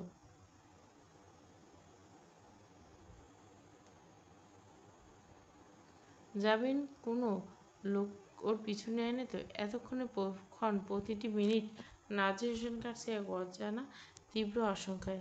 তার নিজের কপালে ক্ষতটা যে হাজার গুণ বেশি জ্বালা করছে। তিনি বিছানায় উঠে বসলেন, হাত দুটো থরথর করে কাঁপছে। যদি জামিনের হাত থেকে বাঁচাতে গিয়ে তিনি মেহেশকে অন্য কোনো বড় কোনো মুখে ঠেলে দিতে থেকে বিছানার পাশে রাখা পানির গ্লাসটা হাতে নিয়ে হাত কেঁপে তা পড়ে যেতে থাকলে যে বেঁচে গেল। ঘরের অন্ধকার দিকে তাকিয়ে নাজির হোসেন মনে মনে কেবল একটাই প্রার্থনা করল, হে আল্লাহ, আমার মেয়েটা যেন ভালো থাকে, ও যেন নিরাপদে থাকে। পুরো দিন ভোরে মিষ্টি আলো ফুটতে পুরো হাসপাতাল জুড়ে এক ব্যস্ততা শুরু হয়ে গেল। কিন্তু আইসিইউর নির্জন ঘরটাতে সময় যেন থমকে দাঁড়িয়ে রইল কাল রাতে সেই বিভীষিকাময় মুহূর্ত। রুশান পুরো রাত বাড়ি ফেরেনি। মালতী দেবী বিন্দুমাত্র দুশ্চিন্তা দিতে চান নাই বলে গতকাল ফোন করে জানিয়ে দিয়েছিল ও বন্ধুর বাসায় আছে। চিন্তা যেন না করে। সেই যে গতকাল দুপুরে সামান্য কিছু খেয়েছিল, তারপর এখন পর্যন্ত পেটে একটা দানা পানি পড়েনি। পানির একটা ঘাট পর্যন্ত রুশান মুখে তুলেনি। রুশানের সব খিদে, সব তৃষ্ণা যেন মেয়ের শেষে নিথর দেহের পাশে এসে বিলীন হয়েছে। আইসিইউর কেবিনে একটা কাঠের চেয়ারে নিস্পন্দন হয়ে বসে আছে রুশান। মনিটরে ধীর গতিতে বিপিং শব্দগুলোর মাঝে রুশান এক দৃষ্টিতে তাকিয়েছে মেয়ের সে ব্যান্ডেজ মোড়ানো মলিন মুখটার দিকে। রুশানের বুকের ভেতরটা থরথর করে কাঁপছে। কত স্বপ্ন ছিল, কত শত কল্পনার মাঝে নিজেকে সাজিয়েছিল। যেদিন প্রথমবার মেহেরিসের মুখখানা দেখার সুযোগ হবে, দিনটা বিশেষ করে তুলবে। কিন্তু বিধাতা দিনটাকে এভাবে রক্তাক্ত আর ব্যান্ডেজে মুড়ে দিবে তা সে জানত না। এতদিন রুশানের মনে এক ভীষণ দ্বিধাদ্বন্দ্ব দুলত। কখন মনে হতো মেয়েটা হয়তো সব কথা বলতে পারে, কোনো বিশেষ কারণে মুখে তালা মেরেছে। আবার পরক্ষণে রুশান মনে মনে হয়তো সত্যি মেহেরিস বাক প্রতিদ্বন্দ্বী, কথা বলতে পারেনি। কিন্তু গতকাল দুর্ঘটনার পর সেই রক্তে ভেজা হাত যখন মেহেরিসের শার্টের হাতটা খামচে দিল, তখন মেয়েটা ফিস ফিস করে একটা মাত্র আবছা শব্দ উচ্চারণ করল, রুশ। মাত্র একটা শব্দ, কিন্তু ছোট্ট শব্দটা রুশানের কান দুটোতে একটানা বাজছে। তীব্র কোনো প্রতিধ্বনি। মেহেরিস কথা বলছে, অথচ কণ্ঠে প্রথম বলা শব্দটা আর কারো নয়, স্বয়ং রুশানের নাম। ভাবতে বুকের ভিতরটা অসহ্য বেদনায় মুচড় দিয়ে উঠল। রুশান গলার দলা পাকিয়ে আসা কান্নাটা চাপাতে নিজের বুকের বাপাসটা শক্ত করে চেপে ধরল। যন্ত্রণা ছটফট করতে উঠল ভিতরটা। আইসিইউর বিছানায় যান্ত্রিক নলগুলো জ্বলে থাকা মেহেরিস ওই নিভে যাওয়া ফ্যাকাশে মুখটা রুশানের ভিতরে শক্ত পুরুষের মানুষটিকে মুহূর্তে ভেঙে চুরমার করে ধুলোয় মিশে যেতে। শাহনিবাস। ভোরের আলো ফোটার আগেই এই সময়টা পুরো বাড়ি এক থমথমে নিঝুম অন্ধকারে ডুবে থাকে। প্রতিদিনের ন্যায় আজকেও এর ব্যতিক্রম। চারপাশে একদম শান্ত, গৃহবাসী সবাই সুগভীর ঘুমে আচ্ছন্ন। কিন্তু শাহনিবাসের মাস্টার বেডরুমের বাতাস আজ বড্ড ভারী, বড্ড বিষাক্ত। সবাই ঘুমিয়ে থাকলেও পূর্ণার চোখে আজ এক ফোঁটা ঘুম নেই। ধীর পায়ে খাটের একদম কিনারায় বসে দাঁড়িয়েছে। বিছানায় পরম নিশ্চিন্তে ঘুমিয়ে আচ্ছন্ন হয়েছে কাব্য। ঘরের আবছা নীলচে আলোয় আধায় কাব্যর শান্ত মুখখানা দেখা যাচ্ছে। ওর প্রতিটি দীর্ঘশ্বাসের সাথে সাথে বুকটা ওঠানামা করছে। পূর্ণা ঝুঁকে এলো কাব্যের মুখের ঠিক ইঞ্চিখানেকের উপরে। কাব্যের এই অসততা, নিরুদ্বেগ, ঘুমন্ত অবয়বকে তাকিয়ে থাকতে থাকতে পূর্ণার চেহারা কোমলতা এক নিমিষে উবুড়ে গেল। চোখের কোণে ভেসে উঠল এক অশুভ শীতল দৃষ্টি। ওর মাথায় এই মুহূর্তে ঘুরপাক খাচ্ছে ভয়ঙ্কর নৃশংস এক নকশা, এমন পরিকল্পনা যা শাহনিবাসের ওই শান্ত স্তব্ধগুলোকে এক নিমিষে তাসের ঘরের মতো গুঁড়িয়ে দিতে পারে। হঠাৎ পূর্ণার ঠোঁটের কোণে একটা মেকি ছায়াময় বিষাক্ত হাসি ফুটে উঠল। কাচের মেঝের উপর নিজের আঙুলগুলো আলতো করে বোলাতে বোলাতে পূর্ণা মনে মনে হিসাব করতে লাগল। কাব্য জানেই না যে হাত দুটো প্রতিদিন ওর যত্ন নেয়, সেই হাত দুটোই ওর জন্য কি ভয়াল পরিণতি লিখে রেখেছে। সকাল হয়েছে, কিন্তু জামিনের জন্য সময়টা এখনো সেই অন্ধকারে থমকে রয়েছে। সারাটা রাত পার করে পিচ জ্বালা, উন্মাদের মতো বাইক নিয়ে এগুলি ওগুলি ছুটে ধুলাবলি, ঘামে ভেজা শরীর, ওর চোখের দুটো রক্তবর্ণ চেহারায় ক্লান্তি আর এক দানবীয় হিংস্রতার সাপ। ফোনের স্ক্রিনটা জামিনের আঙুলগুলো গতকাল থেকে থামছেই না। শহরের বড় পুলিশ অফিসার থেকে শুরু করে অন্ধকার জগতে প্রভাবশালী মানুষ কাউকে বাদ রাখেনি। সকলে নিজে হাজির হয়েছিল স্থানীয় থানায়। নিজের ক্ষমতার প্রভাব খাটিয়ে মেহেরিসের নিখোঁজ হওয়ার অফিসিয়াল ডায়েরি ও চিঠি দায়ের করেছেন। বাইকে জ্বালানো ট্যাঙ্কারের উপর ঠেস দিয়ে দাঁড়িয়ে চেন পর সিগারেট ধরে দিচ্ছে। মেহেশকে হারানো এই জ্বলন্ত যন্ত্রণা ছেলেটিকে একদম নিঃশেষ করে দিয়েছে। তবু সেই চতুর মস্তিষ্কে এখনো জন্ম দিচ্ছে দুটো ভয়ঙ্কর পরিকল্পনা। প্রথম, আগামীকাল শহরের প্রতিটি নামি দামি জাতীয় পত্রিকায় প্রথম পাতায় ছাপা হবে মেহেশের ছবি। নিচে লেখা থাকবে, সন্ধানদাতাকে দেওয়া হবে 10 লক্ষ টাকা পুরস্কার। জামিন খুব ভালো করে জেনে টাকার এমন টোপ শহরে হাজার হাজার চোখকে মেহেশের পিছনে লাগিয়ে দেবে।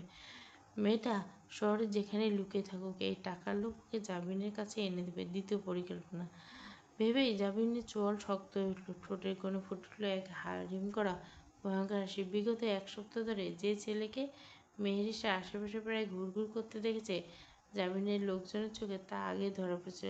কিন্তু তখন জামিন বিষয়টিকে পাত্তা দেয়নি।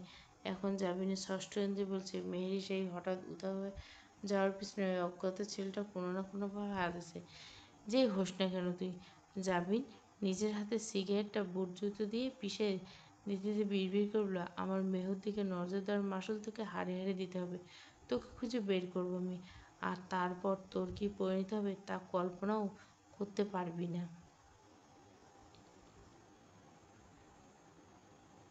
শেষ চৈত্রের বর্ষণ, পর্ব 3। পুরো গল্পটা প্লেলিস্টে পাবেন। গল্প যেহেতু শুরু করছে, গল্প এন্ড করতে দেবো। যদি এগুলো ভিউ না হয় আমি ডিলিট করে দিব। গল্পের ভিউ না হলে আমি উপন্যাসের যেটা ভিউ হয়নি ডিলিট করে দেবো। আর সাজের মায়ার কলঙ্কের কারুকাজ, এই দুটো এন্ড, কারণ এই দুটো সবার চাহিদা আছে।